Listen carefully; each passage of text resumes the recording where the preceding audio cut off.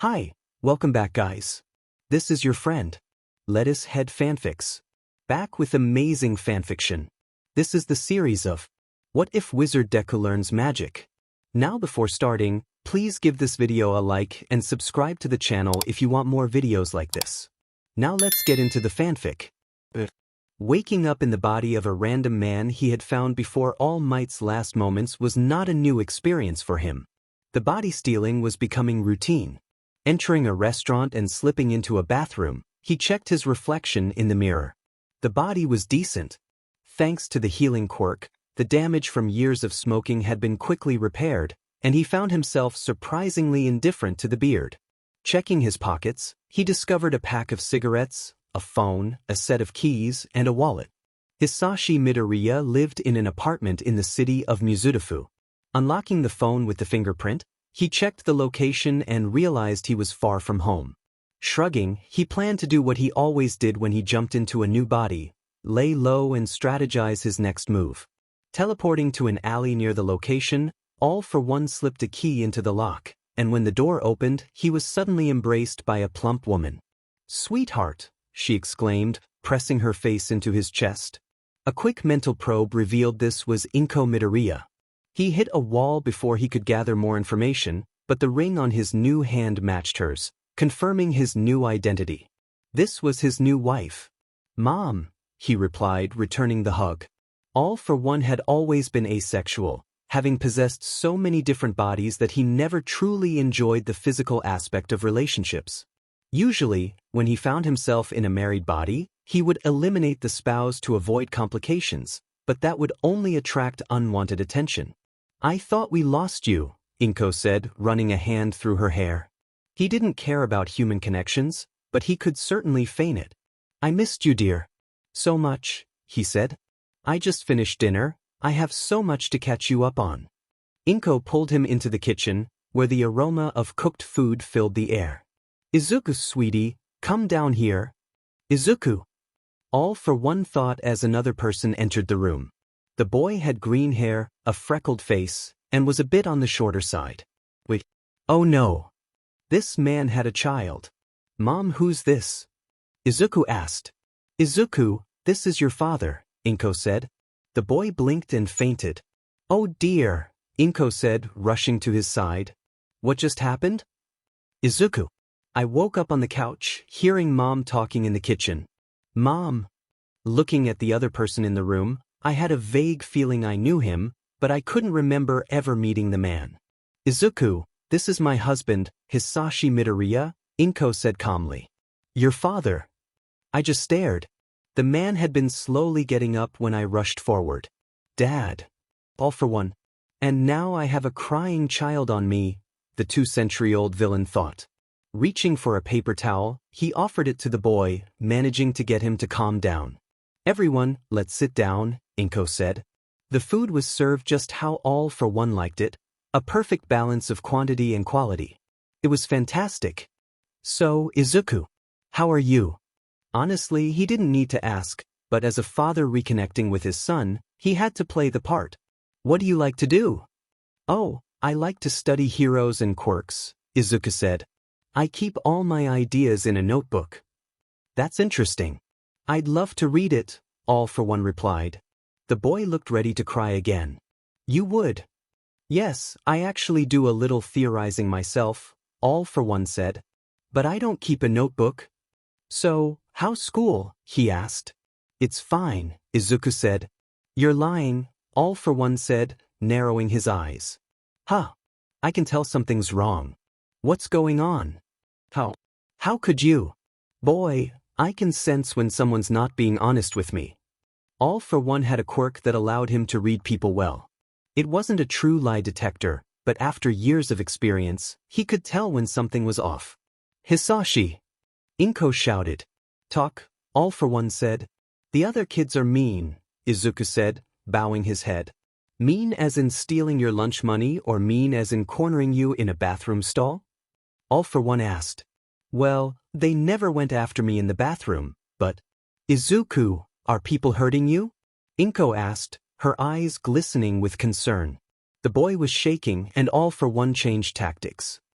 I don't need exact details, just give me the reason why. He tried to appear as a calming, caring parent. Because. He clenched his fists. I'm quirkless. All for one stared silently at Izuku for what felt like an eternity. That's not all of it, all for one said. Inko looked at him, and all for one took a breath. That wouldn't be enough. You're only telling half of it. Probably because there's only half worth telling, Izuku muttered. Boy, start talking. Because I want to be a hero like All Might. Izuku shouted. The room fell silent. All for one felt a weight drop in his stomach. It was reminiscent of his brother's tears over being quirkless. Had it been 200 years earlier, he would have given the boy a quirk. A century earlier, he would have eliminated him outright for wanting to be like All Might. But now he had an idea. Look at me, All for one said. When the green-haired boy looked up, the man's face seemed much older than just moments before. You want to be a quirkless hero? All for one began. You want to be like All Might? Izuku nodded. Well, you can't, All for one said. Izuku bowed his head again, clenching his fists. Hey, look at me, All for one snapped his fingers. You can't have both. Huh. You can either be like All Might or a quirkless hero. You can't do both, All for one explained. What? All Might is a towering figure with a powerful quirk that makes him a formidable opponent. You are still growing, All for one said. If you want to be a hero, here's some fatherly wisdom. Start training. What? We're going to a gym. Tomorrow. All for one decided he needed to bulk up this body before unlocking his more powerful quirks, and a gym would be a perfect excuse for the change. Okay. Izuku said, excitement shining in his eyes. Simple. Not so simple. He needed his air mask. His form was perfect as he demonstrated how to use the equipment to Izuku, more focused on his own thoughts than on the gym itself. His usual contacts were probably scattering like roaches. Guess I need to actually order one. He hadn't noticed Izuku taking notes throughout the day. 2 weeks later. Goddamn it. All for one shouted into the phone. No, you better build it the right way. What is it, dear? Inko asked. BS got my mask wrong. All for one said, slamming the phone down. The air intake is completely wrong for my quirks. My fire. Are they going to take it back? No, they don't return face coverings. AFO threw the box across the room. What does the mask do, Dad? Izuku asked. Well, the one I ordered was meant to filter particles out of my lungs and improve my breathing. He added silently, along with a lot of specific vapors. I can't use this with my fire. What do you want to do with it? Izuku asked. Get rid of it. I don't care about it. Just get it out of my sight. The old villain shouted, kicking the box away and turning away. Unbeknownst to him, Izuku grabbed it and hurried off to his room. Looking at the mask's paperwork and checking what it did, he adjusted the strap and put it on. When he hit the button, he felt the air being pulled from his lungs. It was locked to his face and completely sealed.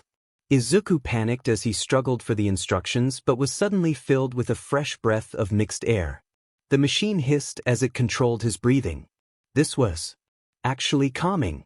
Izuku was going through his book. His father had commented on a few entries. He seemed to mutter just as much as Izuku, something about seeking knowledge and learning. So? Izuku asked, tapping his fingers together nervously. Not enough. You need to treat every quirk as something you are hunting. Dad said, handing him the book. Figure out methods to actually fight against these. You're too much of a fanboy, it will get you hurt if you don't focus on something more useful. Izuku nodded and headed upstairs. Hey Dad, can I buy some liquid nitrogen? Izuku called from his room. Get the gloves, he shouted, not paying attention. His minions required random supplies, and unfortunately he trusted giving them access to his life savings. Okay. Izuku had asked his dad if he knew any fighting styles. Look, if you ever get into a conflict, remember, throw the first punch and make it count. Fight dirty, honor doesn't mean anything. And if they step to you, just take action. FO said, going through what Izuku thought were work papers. Okay. Izuku said, writing it down. Also, use anything you have. Pencils can pierce skin in a pinch, and a stapler has enough weight behind it to do some damage. Izuku nodded as he continued writing. Quit leaving your dog's mess out front. FO shouted to the neighbor. Leave me alone, the lady shouted back. What, like you're sneaking around your husband? FO shot back. You don't know anything. FO held up a recording that looked like it was from the balcony. So, are you going to start cleaning up, or is your husband going to find out what you're up to? FO asked. How did you get that? Security cameras and body cams are fun, aren't they? FO said with a grin. In truth, he had a photo quirk along with a digital transmission quirk. Okay, I'll pick up after my dog. She said, just don't tell my husband. Of course. AFO said, putting his phone into his pocket and hitting send. This whole incident can be like it never happened. Izuku had heard the whole thing and planned to order a body cam. The teachers couldn't say he was lying if he had proof. He also thought about something. He could make a utility belt to store items to fight against quirks. Izuku had drawn up a rough sketch. Aldine middle. Izuku had woken up late and hadn't realized he still had his mask on. What do you have there, Deku? The chubby boy with wings asked. A breathing mask, Izuku replied. Let me see it, Noodle Fingers said, reaching for it. No, Izuku said. And they took that personally. Chapter end. Principal's office. FO and Inko had been called to the school. Hello, Mrs. Midoriya. Who is this? The secretary asked. This is my husband, Inko said, crossing her arms. Izuku's father. What's going on? FO asked, crossing his arms. The principal can explain, she said. After being let in, there were 5 people behind the door. One AFO recognized immediately. What happened? Inko asked, seeing Izuku covered in bruises. His injuries weren't even treated. Midoriya attacked 3 students unprovoked, the principal said. What's the damage? FO asked. The medical bills. No, I want to know what my son did to them. He had ripped my grandson's wing off, Dr. Kyudai Garaki said. And he tied my baby's fingers together after breaking them, a woman shouted. He broke the boy's nose, a blonde woman sitting next to a properly bandaged and cleaned boy said, and FO could tell he was her son. So what did they do? FO asked, crossing his arms. Young. Silence. FO said, glaring at the overweight principal. Boy. They tried to take my mask, Izuku said. I told them no. When I started having trouble breathing, I panicked. You injured 2 students, the principal exclaimed. And? FO asked. If they're brave enough to corner a quirkless child, then they should accept the consequences. My grandson might never fly again, Kyudai said. Tell me exactly why his or your life matters to me? FO said, causing a bolt of fear to run through everyone. Inko was about to speak when Kyudai got up and bowed deeply. I apologize for my grandson's actions. He should be apologizing to my child. Karen shouted. Give me the security footage, AFO said. Izuku reached into his pocket and pulled out the recording of the whole conflict. What is that? The principal asked. I put a camera in my mask, Izuku said. FO could have sworn the principal was about to panic.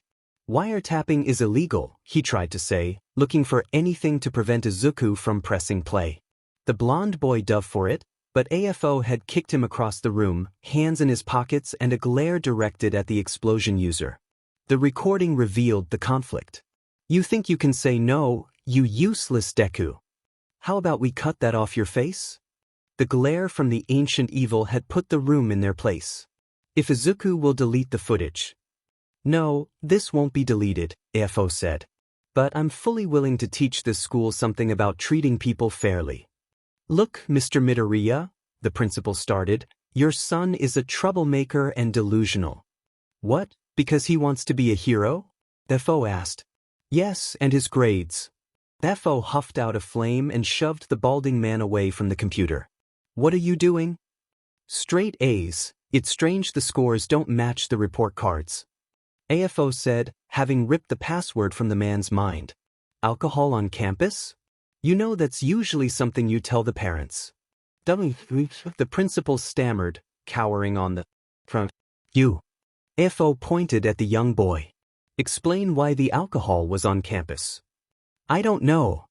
That's hard to believe, Izuku muttered. FO opened his mouth, a flicker of fire dancing within. The extras thought it would be funny to frame Deku for drinking and using trigger, Bakugo said. I didn't drink any. FO glanced at the principal, then at Izuku, and finally let out a long exhale. The room was thick with smoke. You four, get out of here, FO ordered, pointing at Bakugo, the principal, and Garaki. The doctor shoved them out. Karen and the adult blonde tried to argue, but Inko exchanged a look with her friend. I'm sorry, she mouthed. Once the door was shut and locked, FO approached the principal's crumpled form and kicked him lightly in the ribs. We have some business to discuss. Later, Garaki waited outside the school and intercepted the family. Mr. Midoriya, may I speak with you? Privately?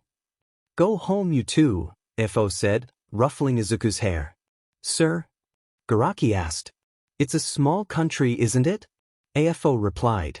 I didn't expect you to already have a new body, Garaki said. Is this kid another backup? No. This is a cover, AFO said. And the boy is just something that lives with it. The boy's quirkless, you know, Garaki pointed out. And he won't be getting a quirk, AFO said. If he fails his goals, we can make something out of him. Maybe one of the Nomu projects. And if he succeeds? Garaki inquired. AFO shrugged. Well, one less hero to challenge the league. A few months later, Izuku was now 12 and attending a new school. His dad had marked his quirk as Keter on his file, so if he was ever asked to show it, he could deny it. It's easier to say you have one you can't use than to openly admit it, Dad explained. You need to lay low, make friends, and hone your skills. Izuku remained quiet as the teacher introduced the new students. Midoriya, why don't you tell us about yourself? Well, I like Katsudon, studying quirks, and learning new things, Izuku said. Why do you have a mask on? One kid shouted. For my quirk, Izuku replied. Yes, Keter, the teacher confirmed. Midoriya can't take it off, and please refrain from attempting to. Himiko Toga, would you like to say anything? A girl stood up.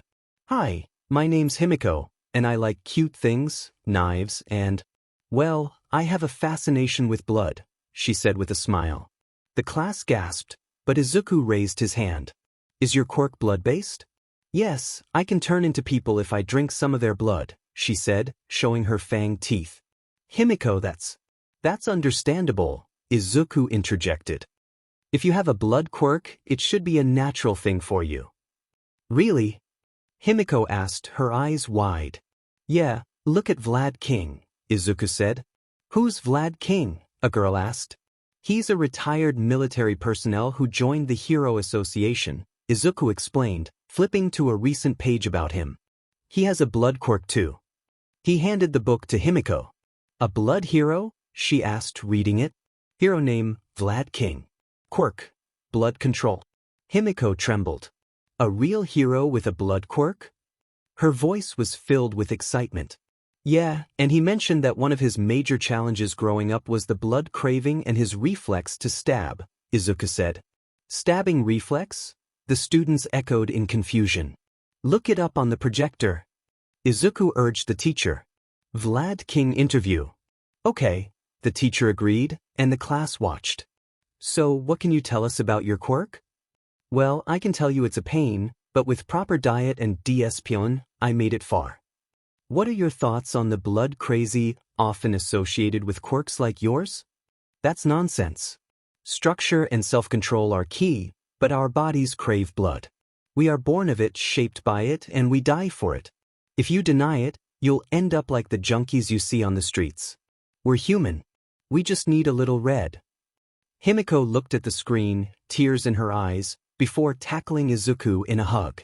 Well, this is a good day. My students taught me something, the teacher said with a smile. Izuku smiled back. Things were looking up. In the next chapter, we delve into the wizard stuff. If there's anything you want me to add, let me know. Izuku had been away on a school trip for a few weeks, and Inko was out with Mitsuki. It was time for some villainy. AFO looked into his contacts and found out who was currently at the top of the underground. Kai Chisaki, he said, leaning back. Aries POV. Stop. It hurts. She was hooked up to a machine, blood flowing in and out. She could only watch as the machine produced more bullets as Daddy observed the new supply. Guess who's back? A voice announced. Daddy turned, startled by something out of view. The sounds of the doctor's screams brought a smile to Aries' face. Daddy reached for a gun, and the bullets ricocheted off something. Bubble shield, the voice said. This is a new one I picked up when I decided I wanted your quirk. AFO surveyed the room and noticed a vat. Inside was a little girl who looked around 6. Who's this? AFO asked, lifting Kai by his hair. My daughter, Overhaul replied. AFO raised an eyebrow. And what is she doing in there? Her quirk is a curse. It needs to be used to cure the plague on the world, the Yakuza explained. What's the quirk called? AFO asked, enjoying the panic in Kai's eyes. He applied slight pressure to his skull. Well, rewind. She can return something to a previous state, Kai admitted, his voice trembling. Well, thanks for the quirk and the girl, AFO said with a smile. Wah? A second hand grabbed Kai's arm and yanked it off. When the dragon attempted to heal his injury, he was shocked to discover that his quirk had vanished. A sudden force slammed against his legs, causing a painful impact. His body was thrown against the wall. Eri looked on, her eyes wide. The vat that had contained her was dismantled by the very quirk that had created it. Who are you? Eri asked, her voice trembling. My name is All for One, he replied. Thank you. How did you do that? She inquired, curiosity mingling with fear. I took your father's quirk, FO said matter-of-factly. Can you take mine? She asked, a hint of desperation in her voice. FO raised an eyebrow behind his black mask, intrigued. Why would you want that? Because I want to be normal, Eri said, tears welling in her eyes. The villain quickly placed a hand on her head. You are normal. You just need to forget what your father says. Forget? Eri echoed, confusion etched on her face. Forget, FO repeated, his tone firm. Forget, forget, forget. At the Midoriya residence, Izuku burst through the door, excitement radiating from him. Dad, you'll never guess what I learned in Tibet, he exclaimed, just as FO entered the house. Inko, who is this? FO asked, nodding toward her. Inko Izuku. Meet my half-brother's daughter, Eri Midoriya, FO introduced. Oh, you have family? Inko asked, surprised. I had family until... AFO's expression shifted, indicating it was a topic not meant for children. We can talk about it later. Hi sweetie, my name's Inko Midoriya, she said warmly. Inko Midoriya, Eri repeated, trying to piece it all together. Wait, if your last name is that. I'm married to your uncle, making me your aunt, Inko explained. Eri looked from Inko to AFO, her eyes filling with tears as she reached out for a hug. Someone stop her, she's going to... The apartment was soon filled with the sound of 3 people crying. AFO quickly grabbed Izuku and opened the balcony door. We have flood insurance, right? He asked. Yeah, Izuku replied, bewildered. Auntie, Eri said, looking up at Inko. Yes, and this is your cousin Izuku, Inko said, her voice soothing. Eri leaped to hug Izuku, tears streaming down her face once more. Suddenly, her horn began to glow. Izuku! Ifo shouted, but his body remained unchanged. A green light enveloped both of them, swirling around as Izuku lifted Eri and continued to embrace her. Look, Dad, Izuku said, amazed as the green light formed around them. AFO and Inko's jaws dropped in disbelief. What in the world? AFO exclaimed. Sweetie, is that? Inko began, but AFO interrupted. Don't go near the light, he warned, grabbing an apple from the table and tossing it into the glowing ring. It transformed into a flower, then into a bud. It's Eri's quirk, FO said, bewildered. But why is it doing that? That's me, Izuku said with a smile. Watch me, Eri. He moved his hands, and the light shaped into a strange circle in his palm. Turning his wrist clockwise, he aged the bud, which blossomed into a flower and then expanded into a full apple. When he turned his wrist counterclockwise, the apple shrank back into a flower, which he tucked behind Eri's ear. AFO approached, placing a hand on Izuku's head. He could sense the protective barrier around Izuku's mind, something that had always been there while growing up with Inko. But now, it felt reinforced by something else. When he tried to activate his quirk, nothing happened. AFO worried that Eri's presence affected him, but no, Izuku was completely quirkless. Okay, explain, FO said as they all sat down. Well, remember how the class trip was to learn about a group of monks from Kamartage? Izuku began. Yes, you wouldn't stop talking about taking your little girlfriend to see it, Inko teased. Not my girlfriend, Izuku muttered, his face turning red. Continue, FO urged. Okay, it all started when the class was given a tour. Flashback. After disembarking from the plane, the class gathered in pairs. Now, class, we have a chance to learn from actual monks, so remember, there is no hidden leaf village, they can't teach you shadow cloning, and they definitely can't run on water. Keep your fantasies to yourselves.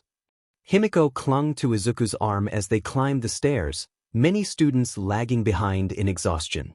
Izuku felt fine, but Himiko was still hanging on him. Get to the point. I don't want to hear about my son's girlfriend. AFO interjected. Not my girlfriend, Izuku insisted. They arrived at a temple and began their tour.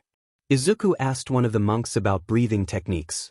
After a demonstration, he and Himiko fell behind, both managing to grasp the technique. Izuku removed his mask and inhaled the mountain air deeply. In the midst of it all, he began to feel a strange energy around him. Boy, what is your name? A bald monk asked. Izuku. Izuku. You must meet the Ancient One. And that's all I can say, Izuku concluded. Boy, AFO said, raising an eyebrow. I literally can't say. I try, but I'm just blocked from saying it, Izuku replied, scratching his neck. AFO didn't want to risk probing Izuku's mind at that moment. Show me what you can do right now. This light stuff I can shape into things, but I only know how to do it, Izuku explained. They told me I needed to practice on my own. Okay, we'll work on this, AFO said. Meanwhile, Mommy, Daddy, I'm home, Himiko shouted. When her parents turned to her, she held out a drop of blood from her finger. Red strands spun around her hand. Look what I can do, Himiko exclaimed. Her parents screamed and rushed away. Izuku officially began his journey into magic. Himiko was essentially a hexblade, having learned the art of weapon crafting. Izuku was like a level 1 wizard, having only begun to learn magic, not yet mastering anything significant. The chapter concluded. The next morning, AFO had not slept. He was trying to figure out what was going on with his son. He knew that Izuku and Inko were sensitive to any mental quirks. Izuku often paused in his activities, looking for something whenever AFO tried to check their minds. DMN ESP users. Izuku entered the kitchen with Eri on his back. Cereal today, AFO announced. A blue hand appeared next to Izuku, pulling out bowls and silverware.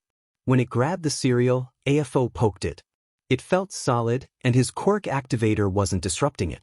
When the hand opened the fridge and brought out an unopened gallon of milk, AFO had to ask, okay, what is that? Oh, it's called Hand of Harold, Izuku explained, putting the milk back and closing the door. A magic user so lazy he created spells so he didn't have to do anything. And what can it do? AFO inquired. Well, it can't lift anything over 10 pounds, but I can basically do anything a regular hand can do within a 60-foot range, Izuku replied. AFO rubbed his chin thoughtfully. Can you pick pockets? Izuku nodded. And I can pick locks if I have my kit. And you can do this. How many times? Infinitely, Izuku replied, using his hand to hold the spoon. What else? AFO asked. Izuku waved his hand, warming his cold coffee cup. Another wave conjured a tiny crown, which he placed on Eri's head. He finished with a sparkling effect in his hand. Eri clapped while AFO blinked in surprise. What is that? He asked. Prestidigitation, Izuku explained. That's it. AFO questioned. No name for it? It's actually a spell created by about 20 wizards, so it doesn't have a single creator, Izuku said. Himiko can do stuff too, we were going to. I'm interrupting your date. I need to know what you're doing, AFO interjected. Well, I guess, Izuku replied. At Trash Beach. Around 10, Himiko arrived to find Izuku and AFO waiting for her. Hey Izu. What's your dad doing here? I'm trying to understand what in the world is going on with my son, AFO said. He just wants to see what we can do, Izuku explained. They set up some random junk for target practice. Himiko pulled out her dagger and pricked her finger. Just like with Eri, strands of energy spun around her hand, crystallizing into a fine blade in her other hand. Izuku nodded, and Himiko aimed at one of the targets. A crackling beam of energy shot from the circle, hitting one of the cans. 3 more shots missed their mark. Well? AFO asked, looking at Izuku.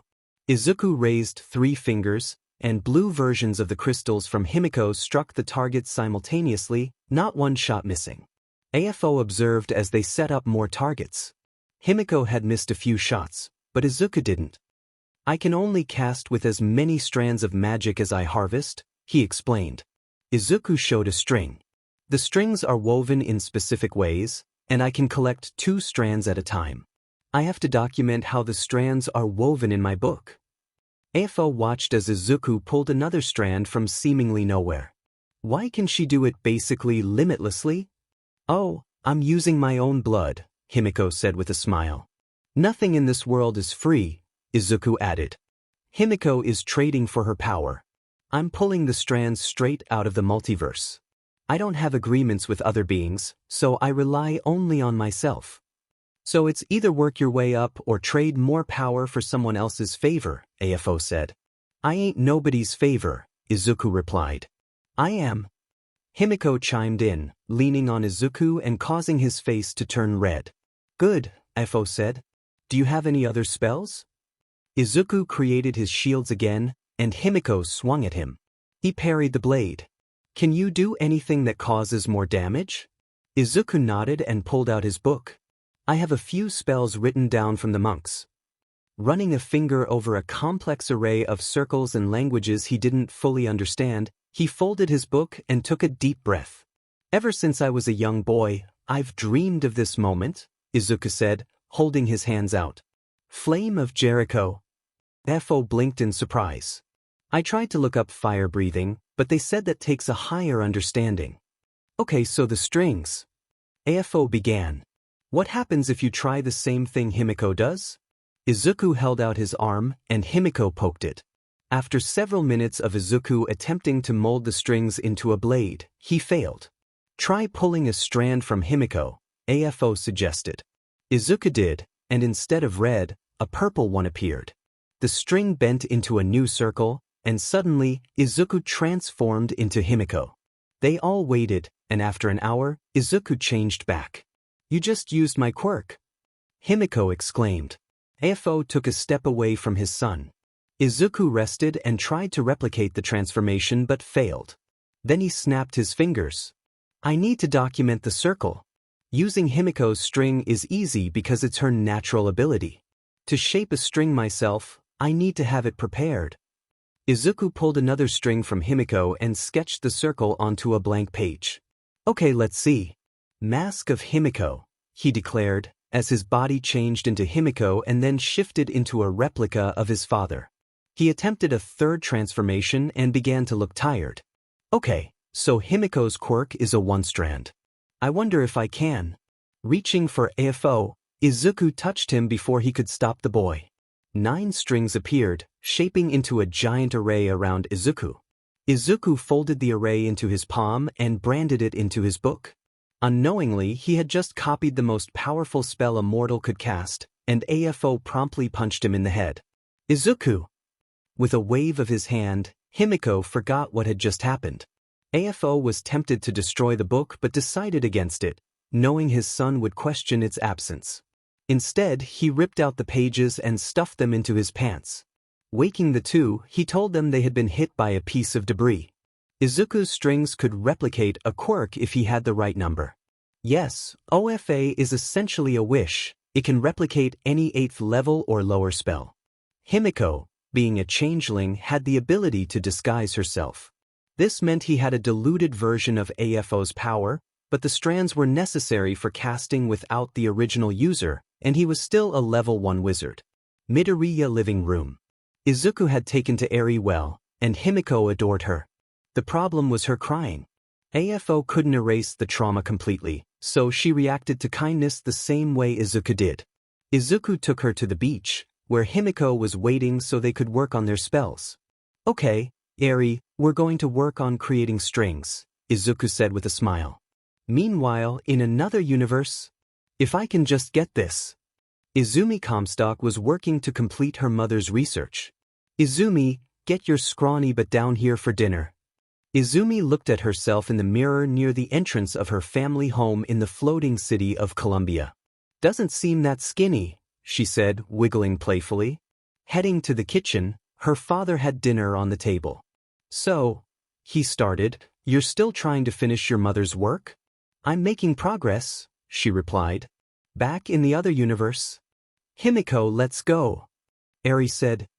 I'm going to learn magic like you and Big Brother. Give me a second, Himiko replied. Hair's giving me a problem, Himiko said. After styling her now signature messy hair, she grabbed a gift she had received when she learned why Izuku's dad wore a mask. Am I going to get a mask? Eri asked. Izuku hadn't told Himiko that he had lied about the reason he wore one. It was actually quite helpful for anxiety, but she thought he had some kind of toxic breath. You don't need it, Himiko replied. But Onaikin wears one.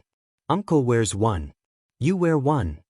Because it's cute, Himiko said, putting it on. At the beach, a section of the area had been cleared by their antics. Izuku had gone over the importance of the motions and spells. Eri had managed to pull the strings but couldn't hold them. The strands flicked, hitting an old car that now looked factory new. The next one hit a seagull, which turned back into an egg. Eri looked like she was about to cry. Weave the strand through your fingers, Izuku instructed, demonstrating by grabbing her hand. The strand wove through his fingers, forming a circle. Eri stood up, took a deep breath, and tried again. When she reached the part where she had to pull her fists back, her arms began to shake, and the magic fizzled out. Eri was trembling. Something inside her was shouting that she was going to get hurt, which made her more upset, causing her quirk to activate even more. As she broke down, more strands were unconsciously produced. Eri! Eri! Huh! Eri looked up to see Izuku. It's okay, he said, holding up the symbol. Maybe try one hand? Himiko suggested. Eri nodded. Here, take the circle from my hand, Izuku said. Eri reached out and curled her finger. The ring began spinning counterclockwise. Eri accidentally added more strings, making it harder to control. My arm hurts, Eri said. Now try pulling with your other hand, Izuku encouraged. Eri did, and the rings formed up her arm. Look, I'm doing it. Eri shouted. Himiko cheered, and Izuku smiled back at her. Hello, civilians, a voice said. It's the rabbit hero, Mirko. Izuku exclaimed. When I started my patrol, I wasn't expecting much. But when I saw two masked individuals with a small child, I began trailing them. I was ready to jump out until I saw what her quirk did to that bird. After she officially completed whatever they were trying, I approached. The rabbit hero, Mirko. Izuku exclaimed. Right, and I was wondering what's going on here, Mirko said, looking at them. Just helping my sister with her quirk, Izuku replied. And you do that by breaking quirk usage laws? Mirko asked, raising an eyebrow. Honestly, she couldn't book a kid if he was genuinely trying to help. No, I'm not breaking any laws, Izuku said. My quirk is a Keter breath attack. This right here is different. The green light definitely piqued her curiosity. Keter wasn't something to mess with. It meant you had to have round-the-clock control, like Mirko was ranked at safe, having no effect on external parties, except when they annoyed her by talking about her quirk being weak. My quirk is transform, the blonde said, taking off her mask to reveal a set of fangs. If I get blood from someone, I can't change into them. My quirk is called Rewind, Eri said. When I get scared, things start turning backwards. Mirko is eating through her teeth. If the HPSC heard about it, she'd be branded Keter for sure. Maybe even Apollyon. Okay, so since I don't want this getting around, I'm going to help you, Mirko said. This light thing. Magic, Izuku said. But if she can use this, she'll be fine, right? Mirko asked, getting a nod. So, she honestly had no idea how to help. Oh, I know. Himiko said. Izuku can fight the bunny. Rabbit, Mirko corrected. She wasn't cute or fluffy, and she'd break anyone's hand who tried to prove otherwise. But hell yeah, I'm game for a fight. A knife manifested in the blonde's hand, and the green one had just reached for her. Don't touch me, Mirko said. I'm not, I just need to try something, Izuku said. A string was pulled and seemed to press into a book. Bunny hop. Izuku shouted as he touched his own shoulder and jumped, achieving decent clearance. What was that? Mirko asked. I can create these strands of energy. Usually, I can only make 2 strands myself, but I can copy someone by pulling one of their strands and copying it into my book, Izuku explained. Interesting, Mirko said, intrigued. She loved magic tricks but didn't let anyone know. But let me see you use it in a fight. The 2 teens stood ready. Izuku had the circles from Eri prepared. If he was going to use it against a pro hero, he needed all the help he could get and a better understanding to help Eri learn. Himiko jumped at Mirko with a blood dagger ready. A simple swipe pushed her arm away. Mirko flicked Himiko on the forehead. Too slow. Izuku was fiddling with the strings when Mirko rushed over to him. When she went to flick him, he raised 2 fingers, and a dome formed around him. She kicked it repeatedly, but it didn't budge. Magic missile!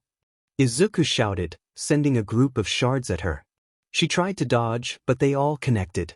Then a knife dug into her back. Ganging up on someone bigger than you? Smart, Mirko said, slamming her body into Himiko, sending her flying as the blonde attempted to run. Turning to rush after her when she was more than 40 feet from Izuku, he seemed to finish what he was doing. Pointing at the rabbit hero, he said, "Time in a bottle." Mirko suddenly felt as if her weight doubled, as if the earth itself was pressing against her. What the? The blonde rushed forward and struck her before retreating out of reach. She couldn't retaliate, and when she tried to go after the blonde, it felt like she was back at the beginning of her training. This is 3 strings. Izuku said. I wonder. Using 1 green strand, he pointed to Himiko and tried to cast something. Spring step. It didn't work. Okay, hold on, Izuku said. Himiko finally reached him, and Mirko kicked her toward Izuku. I don't feel so good. Oh, it's a touch range, Izuku said, touching Himiko. Spring step. The blonde girl suddenly seemed much faster. The pro was knifed in the throat. I'm sorry, Himiko said, looking at the now furious rabbit standing over her. I was aiming for your arm. The last thing both girls saw was the green boy rushing over. Okay, let's see if this works. Mass heal. Later. Mirko woke up feeling great. Looking around, she saw everyone was up. What happened? I used Eri's strings to heal you, Izuku said. Sorry for the accidental injury, Himiko said. Good hustle, Mirko replied, genuinely impressed with their teamwork. Okay, Eri, remember to separate the strings, Izuku instructed. Eri held up her hands and formed a ring, which began to turn clockwise. With a flick of her finger, it struck the recently restored car, reducing it to dust. Izuku opened a second notebook and wrote, Okay, try that with 1 string. Eri did, but nothing happened. Izuku pointed to a fridge and Eri walked over to it. The fridge disintegrated. Hey kid, what are you planning to do in life? Mirko asked. I'm planning to join UA, Izuku replied. Me too, Himiko added. How old are you two? Mirko inquired. 13, they both said. Well, I have an offer, Mirko said. Why not join my hero office? I can help train you too. I'm in, they both shouted. Well, I guess introductions are in order, Mirko said. I'm the rabbit hero, Mirko. Himiko Toga, Himiko. And I'm going to be just like the blood hero, Vlad King. My name is Izuku Midoriya, and I'm going to be the #1 hero, Izuku declared. My name is Eri Midoriya, Eri said, jumping into Izuku's arms. And I want to be like my big brother. Mirko smiled at the sight of the little girl being carried by her brother. Eri is a divine soul fallen Aasimar, with time powers that can reverse injuries and speed up healing. Before anyone comments, Izuku's ability to use powerful spells like heal is due to Eri's strings. Chapter End. Mirko's Hero Office. Mirko had just moved into the office, so it wasn't even branded yet. Honestly, she hadn't put much thought into an agency. She was a lone wolf and didn't get to where she was by being social. So when the two teens entered, she couldn't offer any of the basic sugarcoating many heroes had to add for PR. Her recent rise to 7th rank had pushed her PR team to advocate for more publicity. No, I don't want to sign autographs. No, I don't want any advertising jobs. How can I even leak a scandal if I've never had a scandal? Because I never lose. Mirko argued over the phone. We'll discuss this later. Izuku and Himiko had been given the standard forms to avoid any legal trouble. Okay, now the rules for learning from me. No using your quirks unless I give you permission, Mirko said. Okay, they both replied. No using them for perks or showing off. Darn, Izuku said. And no slacking in anything like school, Mirko added. You need to maintain at least a 79% in your classes. Got it, Himiko said. 1 week later. Mirko had tested their fitness levels. Himiko could really move when she had to. Izuku measured that she could cover 90 feet in 6 seconds if she pushed herself. He could move nothing compared to a hero's 210, base 30 plus unarmored movement 30 plus mobile 10 by 3 dashing as an action and a bonus action. Himiko was definitely lower in terms of strength. Izuku wasn't all might, but he was fit. She learned that the green-haired boy had a higher pain tolerance. Pain is an old friend. Okay, back to that, Mirko said. Mobility is going to be the focus for you too. Right. Now, what spells do you know exactly? Mirko felt something in her spine before shaking it off. Ah man, Himiko said. You should be scared. Izuku flipped through his book. Sorry, I don't have many damage-dealing spells. Flames of Jericho. Mirko saw the wave of flames and jumped over it. How did you miss? Himiko shouted. She is a pro hero, Izuku explained. But I do have aimbots. He shot off a magic missile, hitting her in the stomach 3 times. Now you're out of spells, Mirko said before another magic missile was fired. You have another string. Himiko pointed out. Yeah. After that fight with Mirko, I can pull 3 strings, Izuku said. I think I'm slightly quicker to react to things too. I could suddenly run faster, Himiko added. Are you 2 video game characters? Mirko raised an eyebrow. Bo shrugged. Okay, I'm going to make some calls, Mirko said. Also, you are teaching me some kind of magic. We can try helping you open your mana pool, Izuku suggested. She listened as he explained it like a pool everyone had, but it was finite. The energy of the multiverse was borrowed, and you were just using a fragment to control reality. If you tried to pull more mana than you safely could, it could be dangerous. Mirko felt her brain was going to explode. Izuku pulled a string and held it out to her. When she held it, it fizzled out of her hand like sand. Maybe I can use one of your strings, Izuku proposed. When the strand was pulled from her and he held it to her, it lasted longer but seeped into her hand. Her legs felt stronger. 1 week later. When the two walked in, they immediately started laughing. Izuku felt something in him, a clock ticking backward, and he suddenly stopped laughing. Huh, that's interesting. Izuku turned to see a woman with lighter green hair. Miss Joke. Izuku exclaimed. You were right about this one, Rumi, Miss Joke said. Definitely shows potential. Izuku turned and fired a magic missile. Mandalay. Izuku shouted. The one and only, she replied. Himiko raised a shield as a swarm of feathers struck it. Good reflexes, Hawks commented. Burning blood. Himiko shouted as a burst of flames flowed through her sword. A piece of the floor began shaking. The two dodged just in time for a pillar of stone to shoot up from the ground. Hey! Pixie Bob? Oh, these kids are impressive, Mandalay said. You were right to call us. So, is that everyone, or do we have to look out for All Might lurking? Izuku asked. No, this is everyone that answered, Mirko said. Interesting mask, Joke said. So Mirko told us you have some kind of copy abilities. Yeah, watch, Izuku said, touching her arm. Purple strings formed, and Izuku pointed to Pixie Bob. She started chuckling before bursting into laughter and falling to the floor. Man, that is one ugly laugh, Himiko remarked. I'll hang on to this, Izuku said, branding the new spell into his book. To the ha-ha, not ha-ha fair, Pixie Bob tried to shout. Izuku looked at Hawks, who was intrigued. This seems interesting, Izuku said as he looked at the wheel. Izuku sprouted wings. Cool! Himiko exclaimed. Wait! Izuku adjusted the strings and started. Shield, spring step, magic weapon, time in a bottle. What is that? Mandalay asked, looking at the orb in Izuku's hand. I think I just merged spells, Izuku replied, a hint of apprehension in his voice. Himiko, come here. On her arm was now a glowing rune. Himiko tapped it, and her body shimmered with a radiant red light. A pair of wings formed behind her, seemingly made of light. Goddess! Himiko proclaimed, her voice echoing with excitement. Izuku timed how long the transformation lasted. He grabbed another string from Hawks and branded the spell. I can't use it yet, Izuku said, but it's there. Himiko examined the rune on her arm. It remained visible but no longer glowed.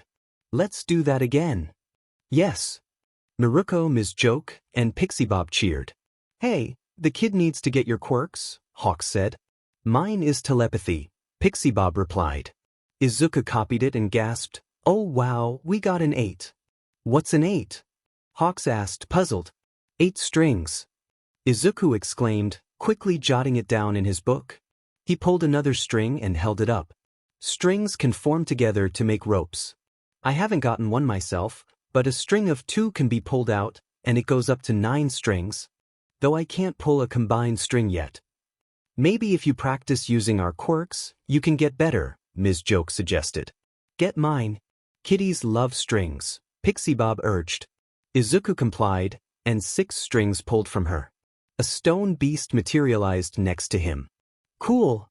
Pixie Bob shouted. Izuku had spent the evening working with Mandalay to create lesser variants of the Mandalay Mind Meld, a 6th-level variant with a range of 30 feet. He was able to create a cantrip that allowed him to communicate with others. Hello. Hey, you got it. Mandalay replied. What's going on? A third voice chimed in. There are others here? Izuku asked, surprised. Hi, I'm Ragdoll, the voice introduced. Oh hi, I'm Izuku. Mandalay was teaching me about using telepathy. Oh Mandalay, you got a sidekick? Ragdoll teased. No, Mandalay replied. He's really cute. Pixie Bob exclaimed. You're in here too? Izuku asked, realizing Ragdoll had linked them up. I connected us when we came here, Ragdoll explained. Izuku had talked to Ragdoll about scheduling a meetup when she had the chance, along with getting her number. The group spent their time training with their abilities. You know, Ketsubutsu Academy would love to have you, Ms. Joke said. I could put in a good word. That would be a perfect contingency if we don't end up in UA, Izuku replied. Oh, so you expect Ketsubutsu to be your last-minute option? Ms. Joke teased. Yes. Izuku said flatly, while Himiko responded enthusiastically. I like your attitude, Ms. Joke said. Which one? Mirko asked. Both. It's like me and Eraser, Ms. Joke replied. Eraser? You mean Eraserhead? Izuku pulled out a sketch. Ms. Joke burst out laughing. So it isn't her? Snicker no. Midnight dared him to wear that with a set of fake props. Ms. Joke explained. Where did you get this? I can't find a copy of the video. I have it archived, Izuku said. Dude, I will guarantee both of you a spot in Ketsubutsu Academy if you can send me a copy of that video, Ms. Joke said. Deal. Izuku replied, pulling out his phone and sending the only video from a security camera of the cross-dressing Eraserhead. While we're on the topic about his quirk, Izuku said, flipping to the Eraserhead page. I think that's a little outside my place to say, Ms. Joke replied. Based on how the thugs reacted, their quirks shut off, Izuku speculated. I guess it's some kind of pacification field or quirk-suppressing area. You're close, but I shouldn't. So maybe it's a line-of-sight activation, Izuku concluded. He got it. Pixie Bob cheered. Alright, now we get to fight. Pixie Bob said, summoning her golem. Izuku pulled out her strings and commanded, Go, Onyx. Use double slap. Izuku's elemental swung twice. Pixie Bob's golem swung 3 times and then attempted to bite. Earth Beast, use furry swipe. Ms. Joke called out. It wasn't very effective, Himiko remarked as Izuku's elemental started blocking. Izuku flipped through his book. Onyx, use slam.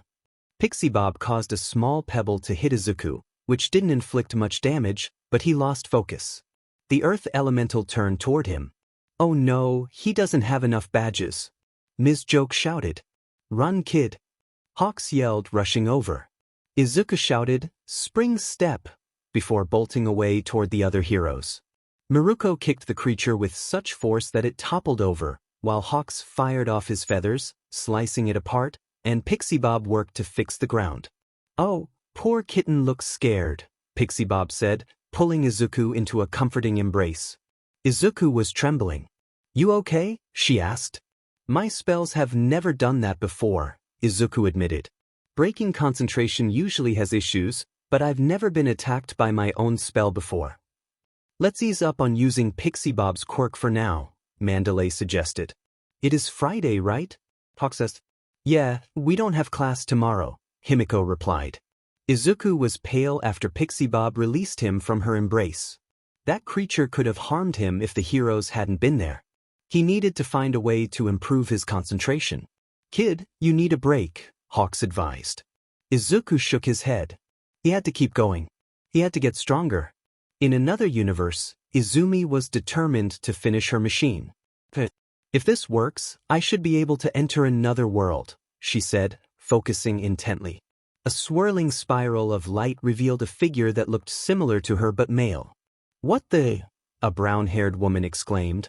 The green figure reached for her, but she was thrown back as the portal slammed shut. Hello, a voice called out. My name is Izumi Comstock, she introduced.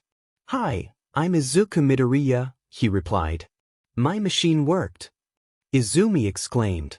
I actually contacted another world. Do you need any help? That sounds so cool. Izuku offered. Yes. Tell me everything about your reality. How are you communicating with me right now? Izumi asked eagerly. Telepathy, Izuku explained. It only lasts for 24 hours, but if you can open another portal within that time, maybe we can work together. Then we must get ready for the next portal, Izumi declared, searching for a spare notebook. Izuku had spent 3 months collaborating with Izumi, using Mandalay's mind meld to bounce ideas off one another. He could send tiny messages with Whisper, but that was the extent of his current ability. Apparently, Izumi was a mixed, which made her less accepted in the floating city she lived in. She didn't carry her father's last name because she was born out of wedlock, but her father had adopted her after her mother's passing. Izumi believed she had entered another dimension and had managed to crack something, though she couldn't quite document it. 6 months later, Izuku had finally taught Izumi enough about string manipulation for her to attempt opening a portal. Ready? He asked. Ready, she replied. A strand was fed through a small hole, and with a swift motion, she ripped it open. The portal began to spin faster and faster until a stable opening formed. Connection is stable, Izumi announced, taking deep breaths. She had finally made progress. The portal is stable enough, Izuku confirmed. Brother! Izumi exclaimed as she jumped through. They embraced tightly. I must see this world. You have to see New Colombia. Izumi said excitedly. Oh my, there's so much I want to show you. There's so much I want to see. We should focus on stabilizing the portals, Izuku suggested. If we keep traveling back and forth, it could lead to problems if one of us gets trapped. Izumi nodded, and they began exchanging notes. When All for One walked into the house, he blinked in surprise. A green-haired girl was having her nails painted by his son's girlfriend. Boy? Defo asked. Hey, Dad, Izuku replied, entering with a box of supplies. AFO turned to Izumi. Excuse me, sweetie, may I ask who you are? My name is Izumi Comstock, she introduced herself. Shape-shifting? AFO inquired. Multiverse sister, Izuku clarified. FO blinked, then took a deep breath. How long are you staying here? Oh, I can go home whenever. We're just working on creating a reliable portal for traveling, Izumi explained. If I could find a teleportation quirk, it would make things much easier, Izuku added. I might know someone, FO said. So these quirks function much like vigors? Izumi asked. FO burped out a small flame, and she was taken aback. What are vigors? Izumi pulled out a bottle that resembled an expensive liquor bottle from her pocket. She began shooting sparks of electricity between her fingertips and sent a bolt flying out the window. FO placed a hand on her head. No quirk. I'm going out, he declared. Where to? Izuku asked. To get a drink, FO replied, rubbing his temples. The Izuku squad had been scavenging for parts when they realized they had forgotten their phones. As they walked through town, they stumbled upon a bar. No alcohol for minors, a shadowy figure behind the bar said, wiping the counter. We just need to use the phone, Himiko stated. Oh, really? The bartender replied. Yeah, my wallet is in my other pants, Izuku explained. I only have silver eagles, Izumi added. The bartender held out a hand to inspect one and raised an eyebrow. Ma'am, these are actually silver. How many do you have? About 50 or so, Izumi answered. You know, I could get you home if you can tell me where. Or at least a nearby area, the bartender offered. Dagoba Beach, Izuku said. A black portal opened, and the bartender gestured for them to enter. Single file, please don't linger. Eri clutched Izuku's arm as they approached. Excuse me, sir, may I ask what your quirk is? It's called Void Kid and... Black strands began to pull from the bartender, and he looked at the masked teen in astonishment. Holy cow, 12 strings. This is cool, Izuku said, intrigued. Let me try, Izumi said eagerly. The bartender's eyes widened as he witnessed his own quirk being used by someone else. More strings were pulled and pressed into books. What are your names? The bartender asked. Midoriya, Eri and Izuku replied. Comstock, Izumi added. Toga, Himiko chimed in. The bartender dropped them off at the beach and immediately made a phone call. Boss, I think you need to see something. As Izumi now had a way to travel back and forth, she found herself in New Colombia while the others were at school. The teacher was announcing students' test scores and their aspirations of becoming heroes. In this new school, many students were hopeful and the teacher wasn't throwing papers around. The issue arose when one of the quirkless girls expressed her desire to become a hero. She was a transfer from Izuku's previous school. Although Izuku didn't know her, he was aware of the challenges faced by quirkless students at that school. I have a quirk, it's just. We don't know what it does, she said. Laughter erupted, but Izuku shot a glare at one of the students. A glance at Himiko received a nod in response. Izuku pointed at the girl and said, When the bell rings, go with Himiko to the bathroom. The girl looked around, confused. When the bell rang, Izuku immediately moved to block the other student and asked if he had notes from yesterday's math class. The test today is going to be tough without notes. Wait, there's a test today? The student exclaimed, panicking. Himiko guided the girl to the bathroom while the other student was distracted. You good? Himiko asked once they were inside. Yeah. Gen Babaigawara, she replied. But most people called me Bubble but at my old school. Well, Jen, my name is Himiko, and don't worry if anyone tries to hurt you, they'll have to go through me and Izuku, the cat-like girl assured her. Himiko, it's me, Izuku said, entering the bathroom. You said you had a quirk? Jen nodded. Hold on, let me try something, Izuku said. This will take about 10 minutes, but I'll figure out what your quirk is. She nodded and sat on the sink while Izuku held up 2 fingers, seeming to scan her. Wow, he exclaimed suddenly. What is it? She asked, concerned. Your quirk allows you to jump into clone bodies of yourself, Izuku explained. Shut up. Do I have return by death? Jen asked, her excitement palpable. Not quite, Izuku replied. Here, let me show you. Get ready to cut off her toe, he instructed. He filled the sink with water and quickly grabbed her, covering her mouth. Himiko produced a knife and prepared to cut her pinky toe. Jen screamed into Izuku's hand as he focused on healing her. Look, he said, pointing into the water where her toe was regenerating. Your body can grow copies of itself in water, and when you die, you can jump into the clone, Izuku explained. Holy smokes! Jen exclaimed. So I can basically live forever? Yeah, pretty much. Izuku confirmed. Wow. Jen said, her eyes wide. So I'm not worthless. Were you talking to a blonde guy who makes explosions with his hands? Izuku asked.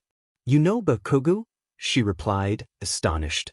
Yep, that's why I'm in this school, he said with a smile. Oh my god, this changes everything. I'm not quirkless. I do have a quirk like my big brother.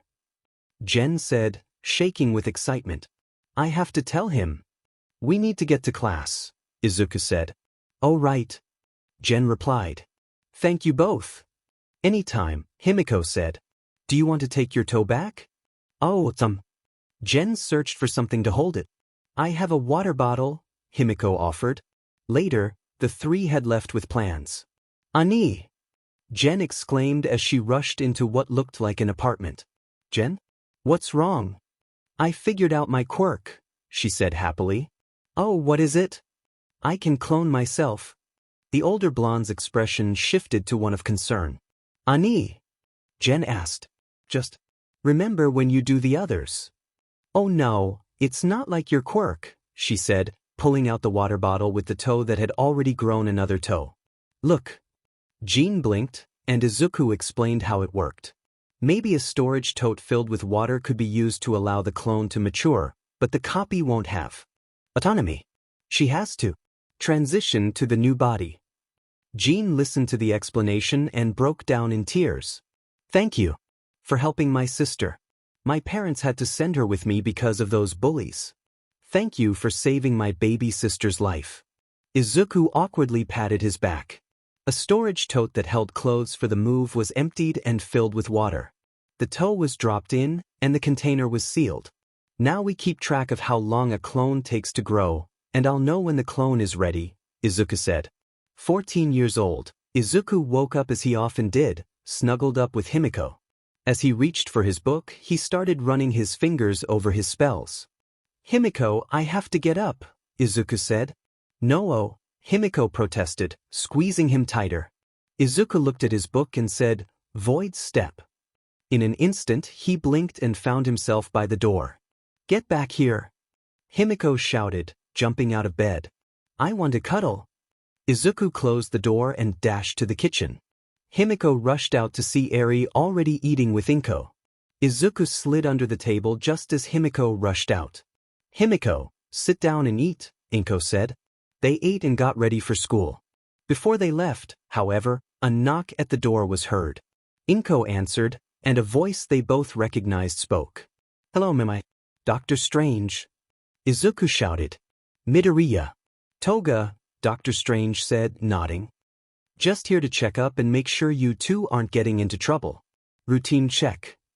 Yeah, we've done this before, Izuku said. Have you used your magic to steal or commit any crimes? No. A green flash from a ring on Strange's finger caused him to nod. Have you used it to break into anywhere? No. Green. Have you committed any necromancy in the last 6 months? I don't think so, no. Yo. Well. Izuku started, and Inko raised an eyebrow. Eri's quirk allows me to do. Izuku touched the table, and it began to disintegrate. This. Dr. Strange examined the effect. Inflict wounds. Interesting that you managed to cast this. Usually you need divine blessings. Let me check something. Strange cast the same identity spell he had used on Jen and said, okay. You don't show signs of necrorot, so that proves you aren't casting anything harmful, but be careful with that one. Any other possibilities? I think I know one, Izuku said.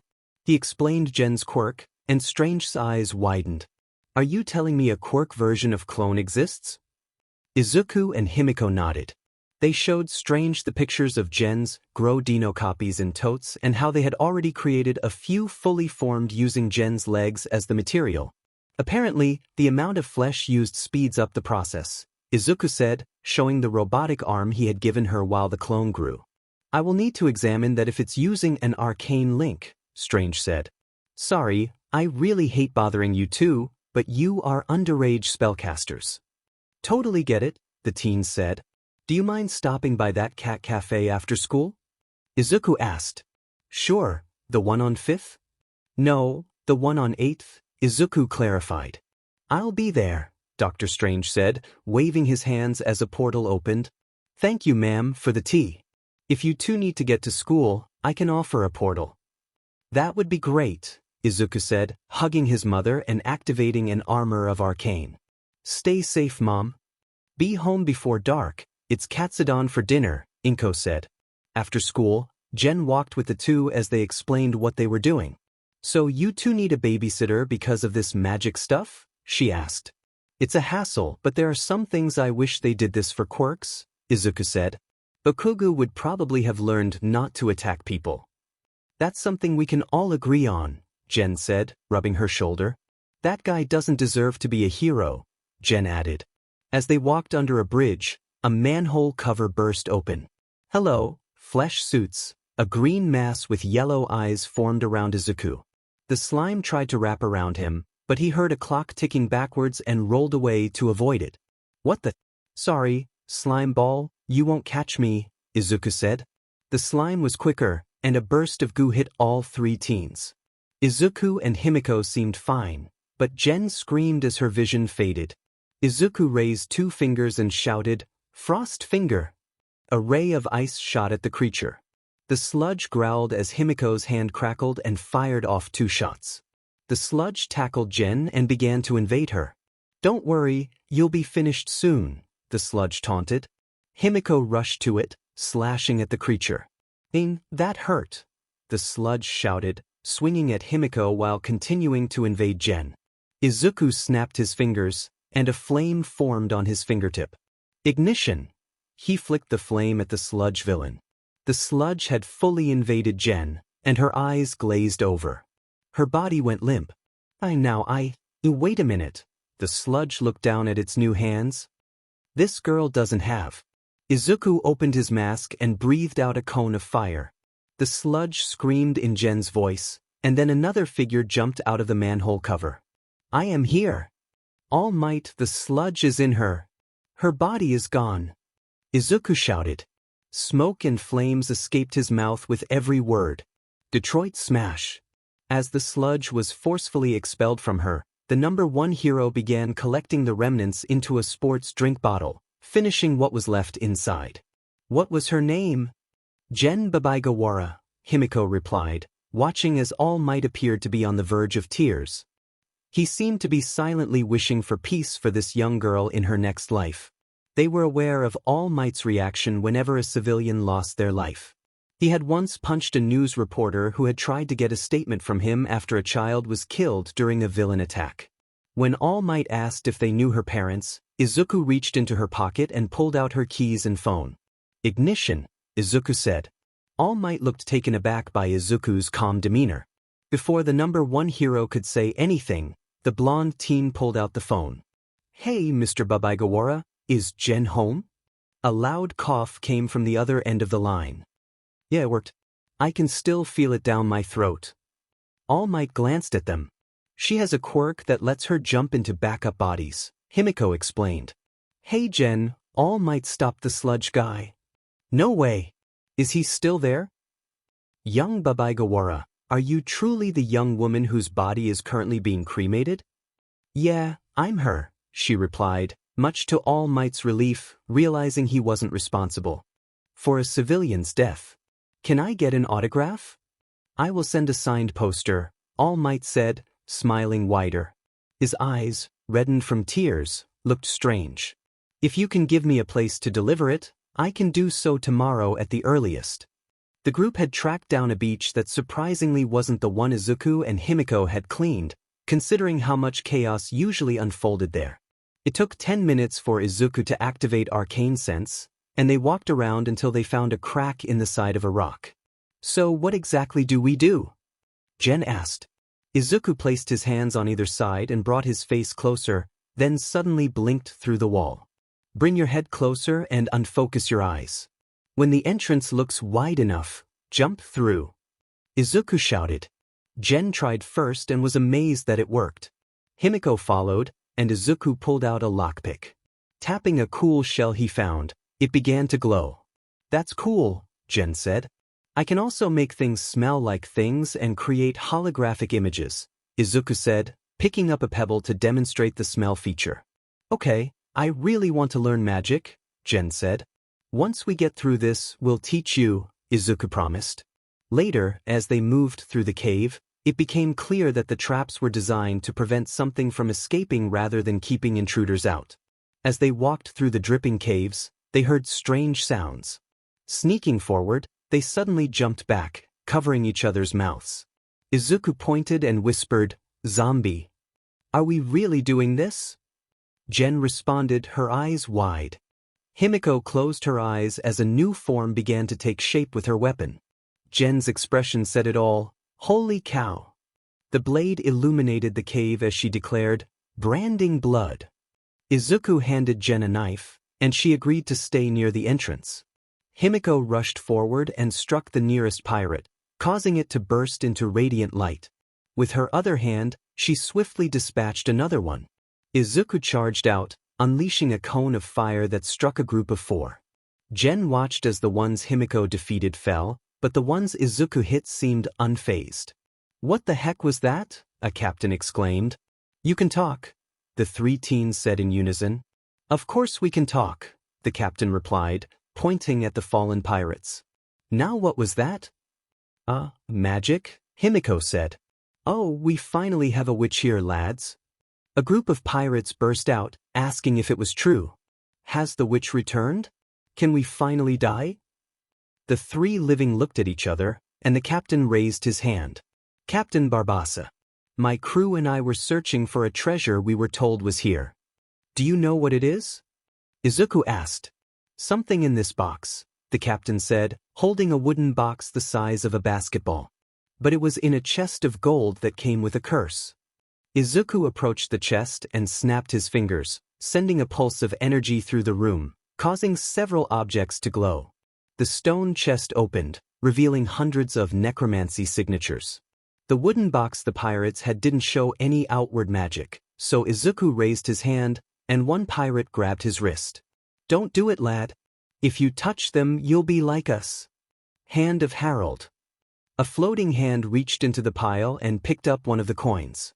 Izuku examined it without touching it. Looks asked, "Definitely necromancy." "Can you break the curse?" the captain demanded. Izuku held up a finger. "Let me check something." He began using scan to understand exactly what was happening with the coin. "Lass, how did you kill those 2? "Oh, that was my branding blood spell. Anything I hit with the sword glows and does extra damage. It's supposed to be really effective against the undead." "How often can you do that?" "Twice a day, and it lasts about a minute." The crew rushed forward, all pleading for mercy killings. I'm not sure I can hit all of you in that amount of time." "Himiko, I don't think we need to resort to that. Just let me handle this," Izuku shouted. "Lad, if death were an option, I'd take it in a second," Barbassa said. "Men, anyone who wants to die the quick way may step forward." The majority did. Izuku sighed. "Okay, I see. These coins are actually an Aztec relic that was stolen and melted into coins, which is probably when they were cursed. The coins all bear the face of Mictlantecutli. I think these are actually blank infernal coins." Izuku rifled through the pile with his hand of herald until he found what he was looking for. "This one," he said. "This one has a soul in it." When the captain touched the coin, he heard the cries of his crew mates who had just died. By touching the coins, they are cursed to keep whoever touches them alive but prevent death. What on earth would be the reason for anyone to make that? Jen exclaimed. Infernal coins are demon currency, Izuku explained. They aren't supposed to exist in the mortal realm. This was meant to trap unsuspecting souls for a purpose, Izuku explained. How do we break the curse? A crew member asked.